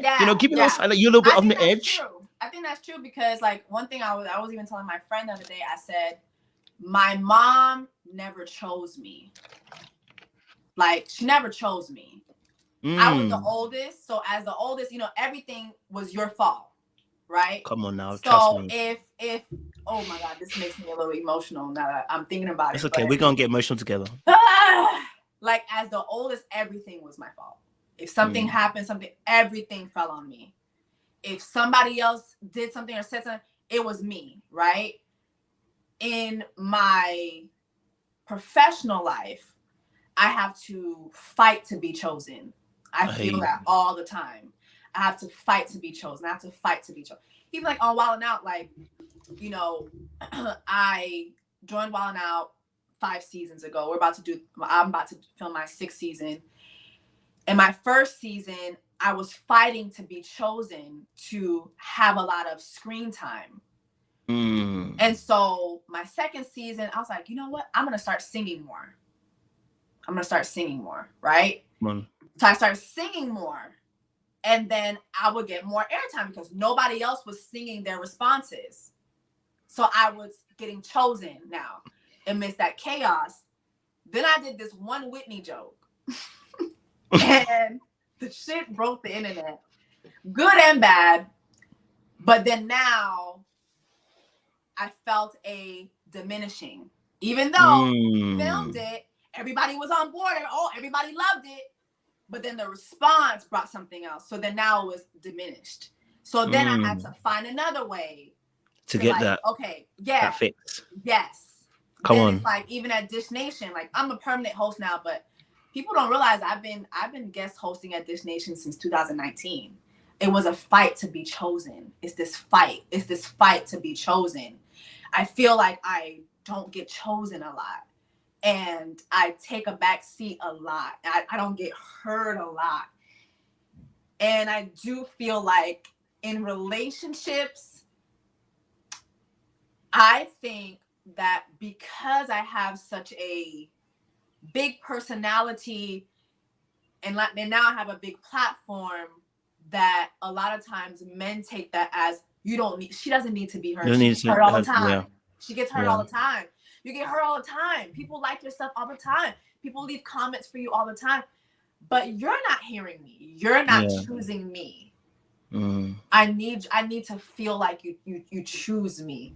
I do feel so. When you said that, I feel like that really hit me hard, because maybe there's a lot of women out there who feel the same. I feel like and even like maybe that's how Ebony feels. Even like that feeling of, I just want to feel like I'm chosen.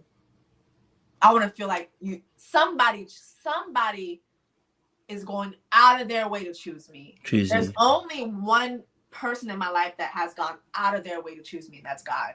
Really, every day, God has shown me over and over again. I'm gonna show you that I choose you every day. God has done that for me. But I feel like in relationships, or even like in family, or even like in business or like career, I have to fight all the time. And I am tired.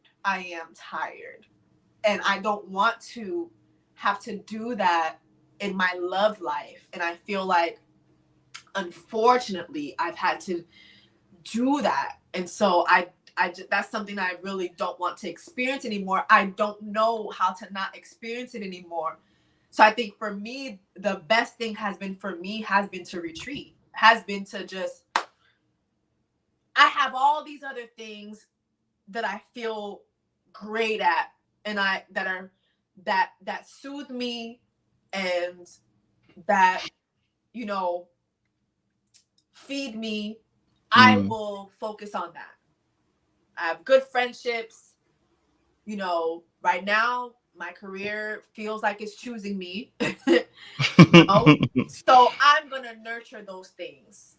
And until I meet somebody who makes me feel like they're choosing me, because one thing about me, when I choose you, I choose you. That's one thing about me. I choose you. You go hard. You're loyal. Yeah, I do. Like, I choose you, and I've got my feelings hurt really bad, choosing people that I thought deserved it. I've gotten my feelings hurt really, really bad. So I feel like I've gotten really good at just ducking and jiving, and like, let me get a little chaos. Okay, bye. Like, that's my thing. Like, oh, a little chaos, and I'm gone, child. Okay, well, that was it. And I just go on about our business. You know what I mean? So, yeah, I feel like that really does hit home for me. Yeah. You know what you said, that's so real, right? So like I think for us people who are performers, you know, because outside of YouTube I do a lot of dance and stuff like that. So Oh, you be twerking? I mean I do everything, you know what I mean? You ain't ready for what I got, okay? You ain't ready for what I got. Wait till you get the TikTok. We strong on there, baby. Okay, the TikTok is crazy right now. So you know, and one thing that you said, which is for firstborns especially, if you're firstborn, but this can happen to any child in any particular order in the family, but particularly firstborns, the fight that we're having is to be seen and to be heard and not to be obligated, because that's what position we've always been put in. Always been put in a position of obligation. You must do. And so it's not that you're being seen or that you're being heard. And so what happens is, for a lot of times, even myself, like I was saying, when I look at some of the relationships I've been in, I've chosen people that are broken because I know that I have a gift of healing. So if I get in those relationships, then I can heal that person. Now, I'm not telling myself that, but it's the programming that's running underneath. Yeah.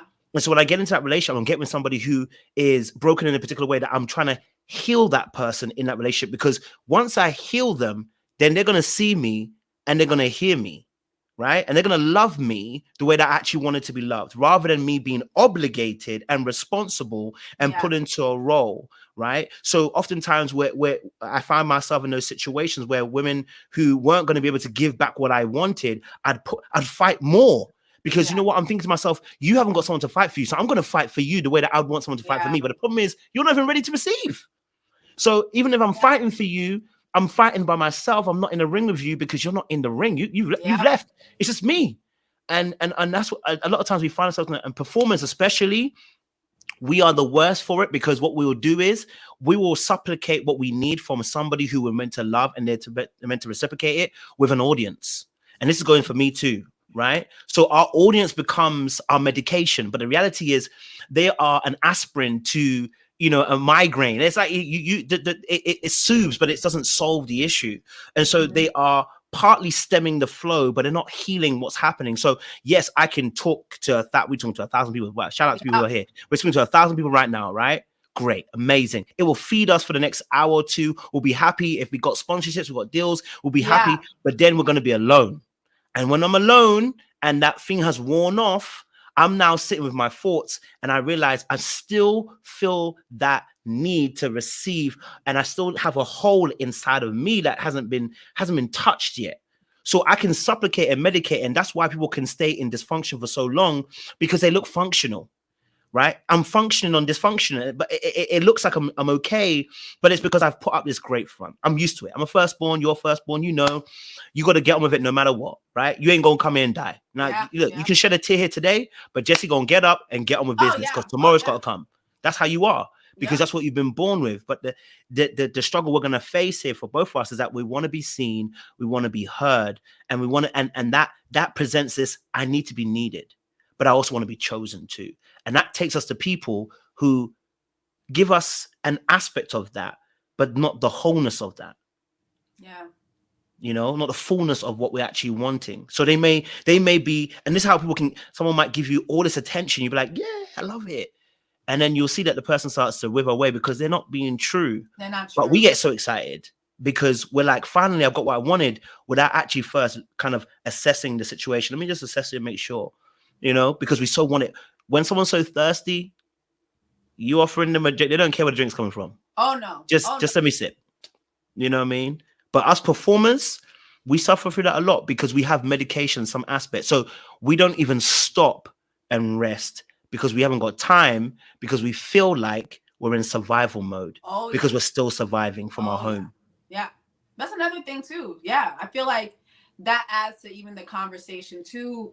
Like for somebody like Ebony or women who can relate to what she said, is that we're in a scarcity. Like, and mind you, if you knew me personally, you'll be like, Jess, you're not in a scarcity. But I'm going to behave like I'm going to spend my money like I'm in a scarcity. Like me and my money, we don't part.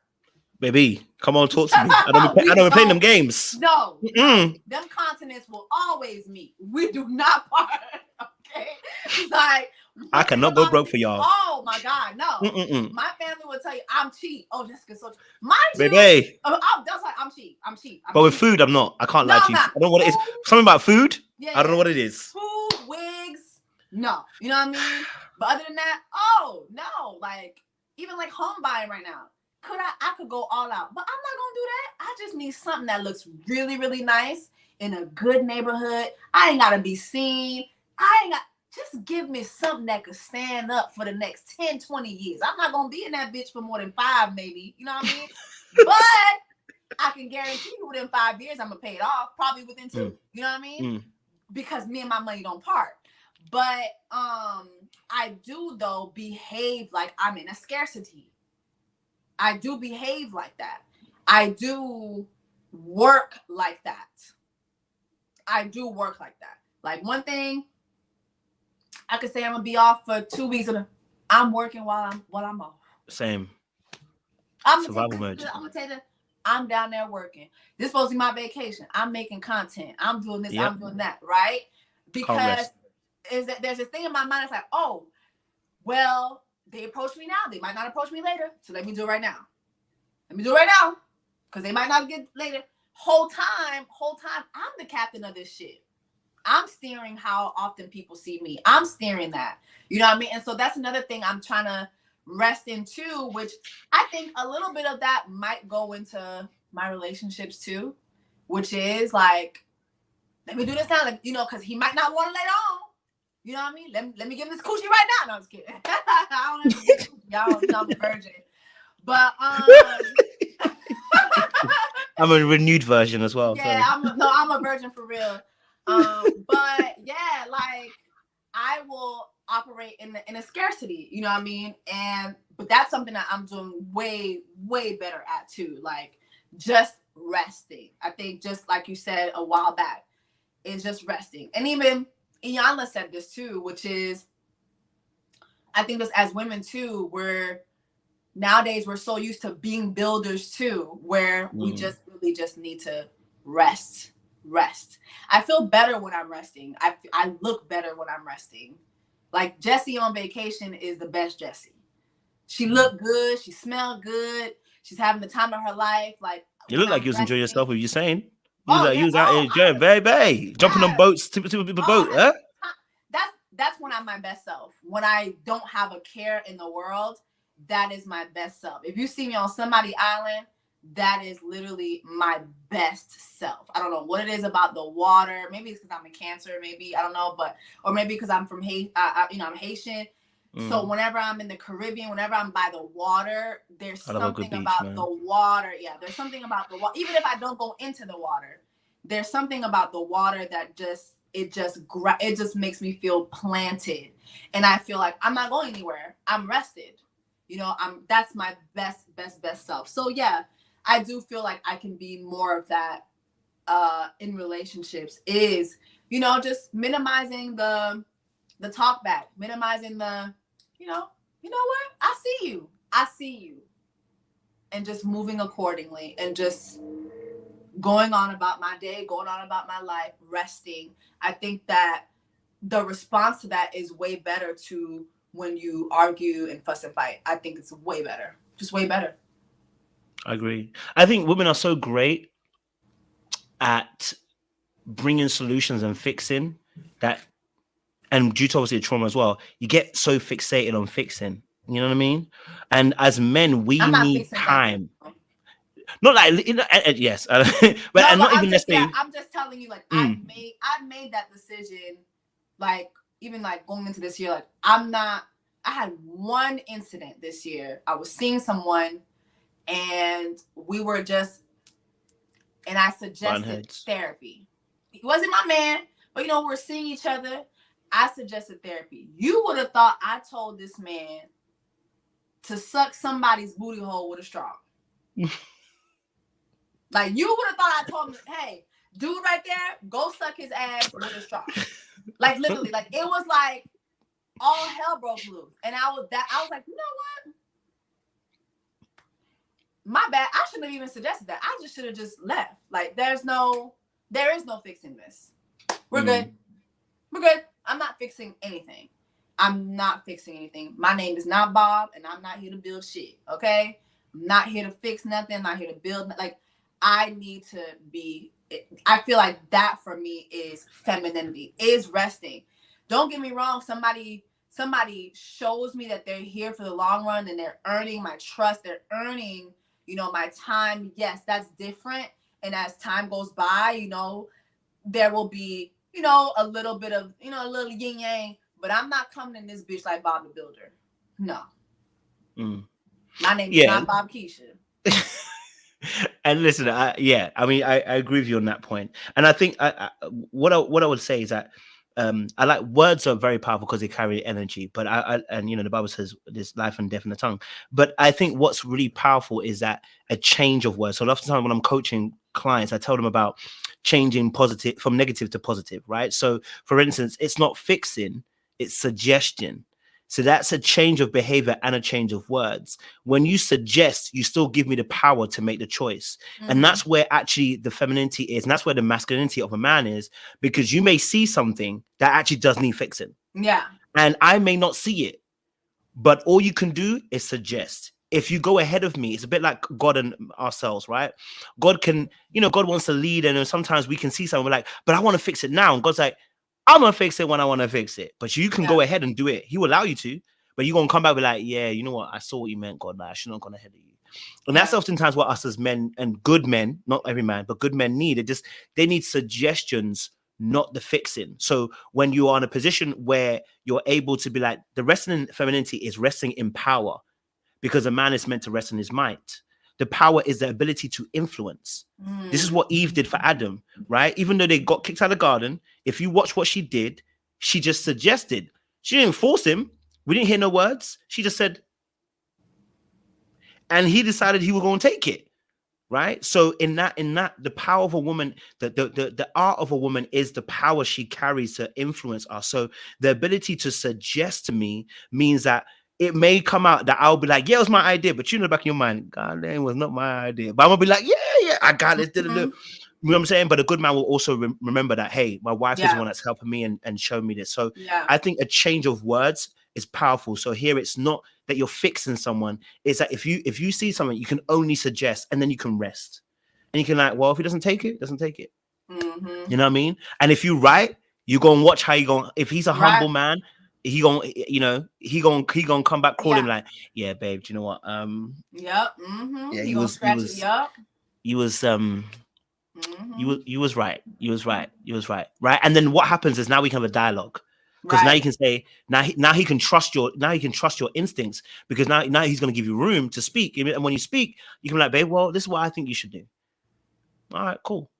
And vice versa too. If I'm going to lead you, I should also show you my aspects of leadership, right? So I can't force you to do something because you're a grown-ass adult. I cannot drag you to the water. I cannot drag a camel. I can't drag you to the water, right? So I have to also find my way of being able to show you, which is first and foremost, my leadership is by how I lead me. If you see I'm leading myself correctly, if I'm gonna advise, what I'm gonna do is I'm gonna advise you. When you start seeing my advice, it has wisdom in it, and you see it being true, you will trust my leadership. I don't need to fight you. I'm not going to drag you. I can't do that. You won't go. And I think that's what both parties need to rest in as well. I need to rest in the fact that I can give advice, but you don't have to follow it. And you can rest in your suggestions, and I don't have to follow it. But if we trust each other, we'll start to see that, no, actually, my wife has got wisdom. That's why I chose her in the first place. Okay, babe, I hear you. And I'm any last words, Jessie? Because I've taken up 2 hours of your time. You know baby. what? And as I just want to say, I'm a Cancer. We are always right. So what happens? You got 2 Cancers. That is the gag. Even when I'm wrong, I'm right. Even when I'm wrong, I'm right. Like, and what I mean by that is, I might go about a situation the wrong way, but I was right. Niggas always gotta spin the block. I'm like, yup. You remember what you had said? Yeah. And what happened? Oh, okay, cool. Yeah, I'm always right. One thing about me, I have really, really good discernment.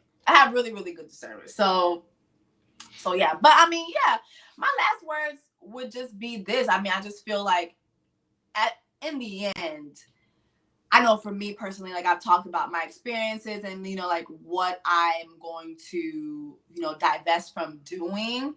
But I feel like just in general, I think the bigger conversation here is that, again, there is just more healing happening on the female side, in my opinion, than what is happening on the male side. And I hope that before I leave this earth, I see more healing going on the male side. I really do, because ultimately, you know, I don't mean to sound like I don't know, but I feel like ultimately Black women, like, we do love Black men. We like, I feel like innately we want to be with Black men, you know what I mean? But it's at a point where it's not benefiting us, and talking about it has become so redundant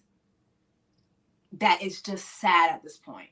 And so now you see Black women just moving on, like, and moving on just doesn't just mean, like I said earlier, it doesn't just mean like, oh, I'm not gonna date Black men anymore, but it's just moving on. It's moving on with my life, not waiting around for the perfect Black man, not making myself available to every Black man in hopes that I'll find the right Black man. It's moving on. I have dreams. I have goals. I have a family that loves me. I have friends that love me. I got a passport. It's men's all over the world that haven't seen this ass yet. Okay? Europe ain't seen this ass yet. Okay? Well, you have a reason now. I've been to Asia. But what other continents haven't seen this ass? You know what I mean? Like, it's other continents that need to see this ass. And so I feel like that's, to me, like, I feel like that's where we are.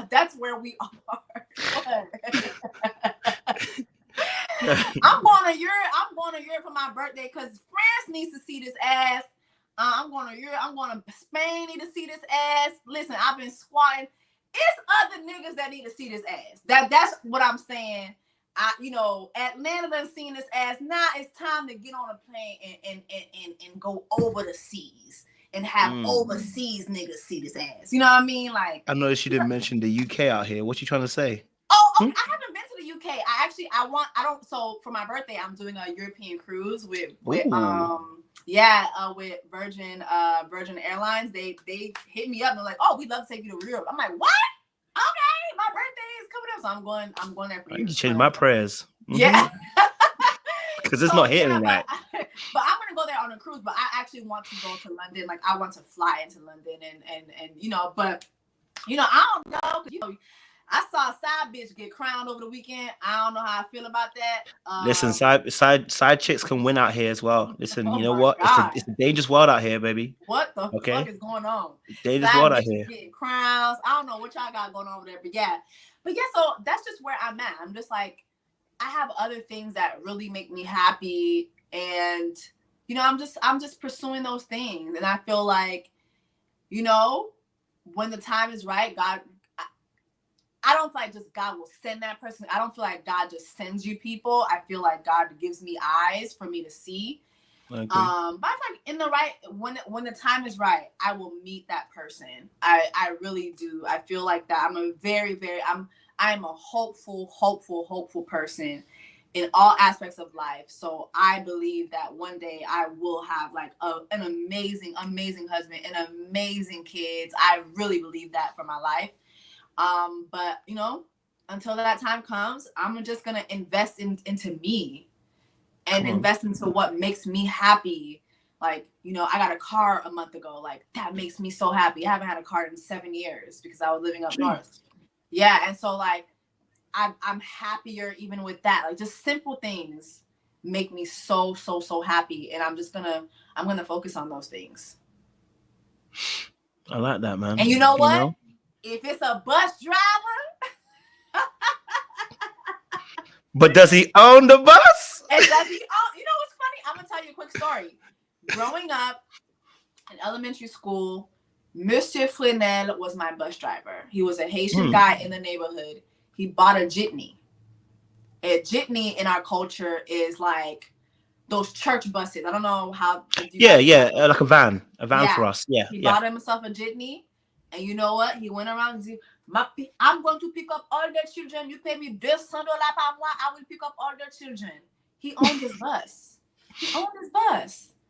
I don't feel that is something that's absurd. That's not enough. I'm sorry, that's not enough. Yeah, but still, what I'm saying is, still even him, it's not enough, right? But even him, that came to me when this went viral, because it made me think about Monsieur Fresnel and the fact that he didn't want to just drive the bus for the school district. He bought himself a jitney and he became his own boss. And then he had several buses. You know what I mean? Like, he had a dream.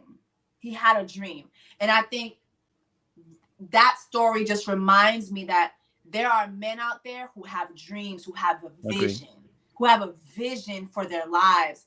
And I think that that's what Ebony is seeking. And I don't see anything wrong with her or any Black woman wanting to be with a man who has a vision for his life. A man who has a vision for his life will have a vision for his life with you. I mean, listen, I agree. I'm not going to be mad at that. I agree. You know, and we you know what? Listen, audience, if you want to see a part 2 to me and Jess just popping it up, you know what you got to do. You got to comment, you got to like, you got to subscribe, okay? Leave some comments underneath this video. Let us know that you like the stuff. I can see the chat's bombing, but we need to leave some comments below this video. Let us know that you loved what we did. I enjoyed the conversation. I personally learned quite a lot. And I enjoyed your presence and your energy, Jess, as well. It was a good vibe. You know? Thank you. And if you don't follow me on my YouTube is the Jessie Woo. It is Come on. Black women's. I'm not one of your little friends. I'll give you something to really cry about month. Every month is a Black women month. It's a Black women's month on my channel. So, you know, if you don't follow me, please follow me. I have some reviews coming up. I just started watching Queen Charlotte. Bridgerton. I haven't gotten to that yet. Amazing. So I'm definitely gonna be doing that. And just like, I love reviewing dating shows too, so I'm gonna be doing that as well. Are you watching what's that? There's a new one that came out. Someone put me onto it. Summer House. I'm gonna try and watch it and see. Is it Black people on there? I heard there's Black people, baby. Oh, is Black people on there? I heard there's Black people on there, baby. What station? What? Baby, I don't have stations. I'm illegal. But okay.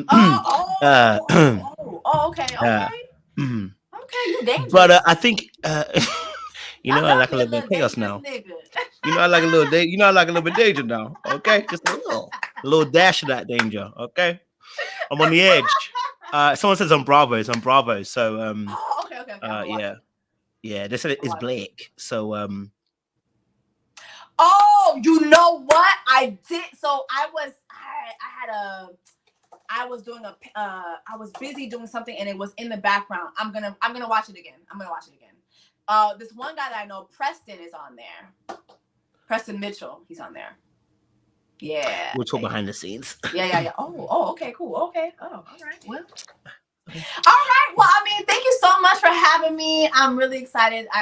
This was a really good chat, and I hope that people, you know, had a good time and people listen and don't, like, you know, villainize us for our point of views. Everybody has different point of views. It's good when we make the continents meet, though. It's good when people can come together, have a useful conversation, and, you know, nobody's upset. We just are trying to seek an understanding. That's it. Listen, woo. She ain't telling no lies. Listen, audience, thank you so much for coming out and you know, spending the time and hanging with myself and Jess. You know you love the content and you know what you got to do. Comment, like, share, subscribe. Make sure you subscribe to Jess's channel as well. Show her the love as well and appreciation. I know a lot of you guys did because you're the ones that put me onto her. So, I appreciate you guys and ladies as well for doing that as well. Listen, we'll see you again soon. I'll be back on in about 2 hours' time. I got a shoot out with Ready to Love stars Tony and Morgan. So they're going to be on at the same time. Yeah, they're going to be on at the same time, baby. They're going to be at the same time. That. Oh, they're going to be same time. 9:30 p.m. EST. Go on. They both are trash. I was Team Morgan. I really was Team Morgan to the reunion. That's when she lost me. Wait, what happened in the reunion that you did? Wait, what happened in the reunion that you felt that you changed your mind? Oh my God, the way she talked to Marcia, unacceptable. Okay, so you felt that was off. Did you feel that was unacceptable? Off? What she said? Yeah, it just was unacceptable to me. It was like, girl, I know you're not doing all that for that man that was swimming in coochie the first day of filming. Literally got the girl number who got eliminated and swam in her coochie. You doing all that? No, sis. No. And you from Dade County. I'm from Dade County. We don't do that. We don't do that, girl. Like, you gotta And then I told you this off camera, but I'm gonna tell you again. I did slide in Anthony DMs. I did. I was like, oh, you don't want him? Let me slide. I thought Anthony was so cute, and he just was a very wholesome guy. And like, as a Haitian, I'm used to Haitian guys being what her baby daddy was. You see how the energy her James, baby daddy. yeah. Whew. That's more like it. Girl, you were available for that, but you ain't available for Anthony. Are you crazy? The continents don't meet. The continents don't meet. How are you available for Mr. Cuban link chains over here, but you're not available for Mr. Nurse Practitioner? The continents don't meet. See, we got to do better.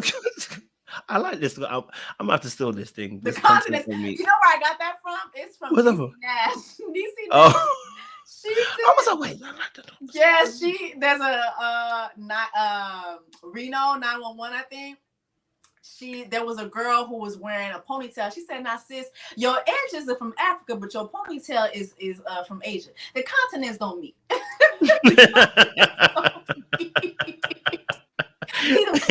That's wild, but I love the fact. Yeah, the clip itself. If you look it up, it is so fucking funny. And I don't know why. I saw it a couple months ago again, and I've just been saying that ever since. The continents don't meet, baby. So yeah, Cynthia was, girl, I slid right on into that man's DM. Hey, how you doing? I was like, you are a real good Haitian man. Your queen gonna come sooner or later. He's like, oh, thank you so much. I appreciate it. I said, you're welcome.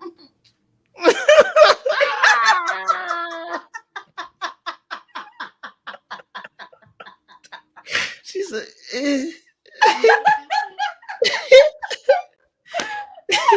do you, boo? From time to time, I leave a little comment. Oh my God, that's so cool. Oh, a little comment every now and then. Just let him know I'm listening. just let him know that you're strategically placed. You're around. You know what I mean? Look, my phone gone off again. Oh, my phone. Oh. Well, you know what? It's time for us to go anyway, child. So thank you so much. I appreciate you having me. And yeah, you'll let me know when you want to do. Maybe there'll be another subject that goes viral, and we'll have to address that too. So you'll let me know, child. I'll let you know. I don't know what's going my screen right now, baby. Don't look at the screen, baby. Okay. I don't know what is going on with this screen. I don't know what's happening. Okay, baby, I don't even know. Listen, I don't know, but listen. Like, you turning my world upside down. I need you to stop that, Jess. God. Okay. I need you to relax, okay? You bring a little bit of chaos to my life. Oh, look, I've got darkness. All right, listen, it's definitely time. They're telling us you ain't gotta leave, but you gotta get out of here, they said. Yes. All right, listen. Audience, thank you so much, Jessie. I would love to have you back, so we'll talk, and maybe you can join some of our reviews. We don't know, so yes. Love to have your opinions. You're a delight to have. So, audience, don't do anything I wouldn't do. There's not much I wouldn't do, so be careful. Okay? The streets are cold, baby. They're cold, baby.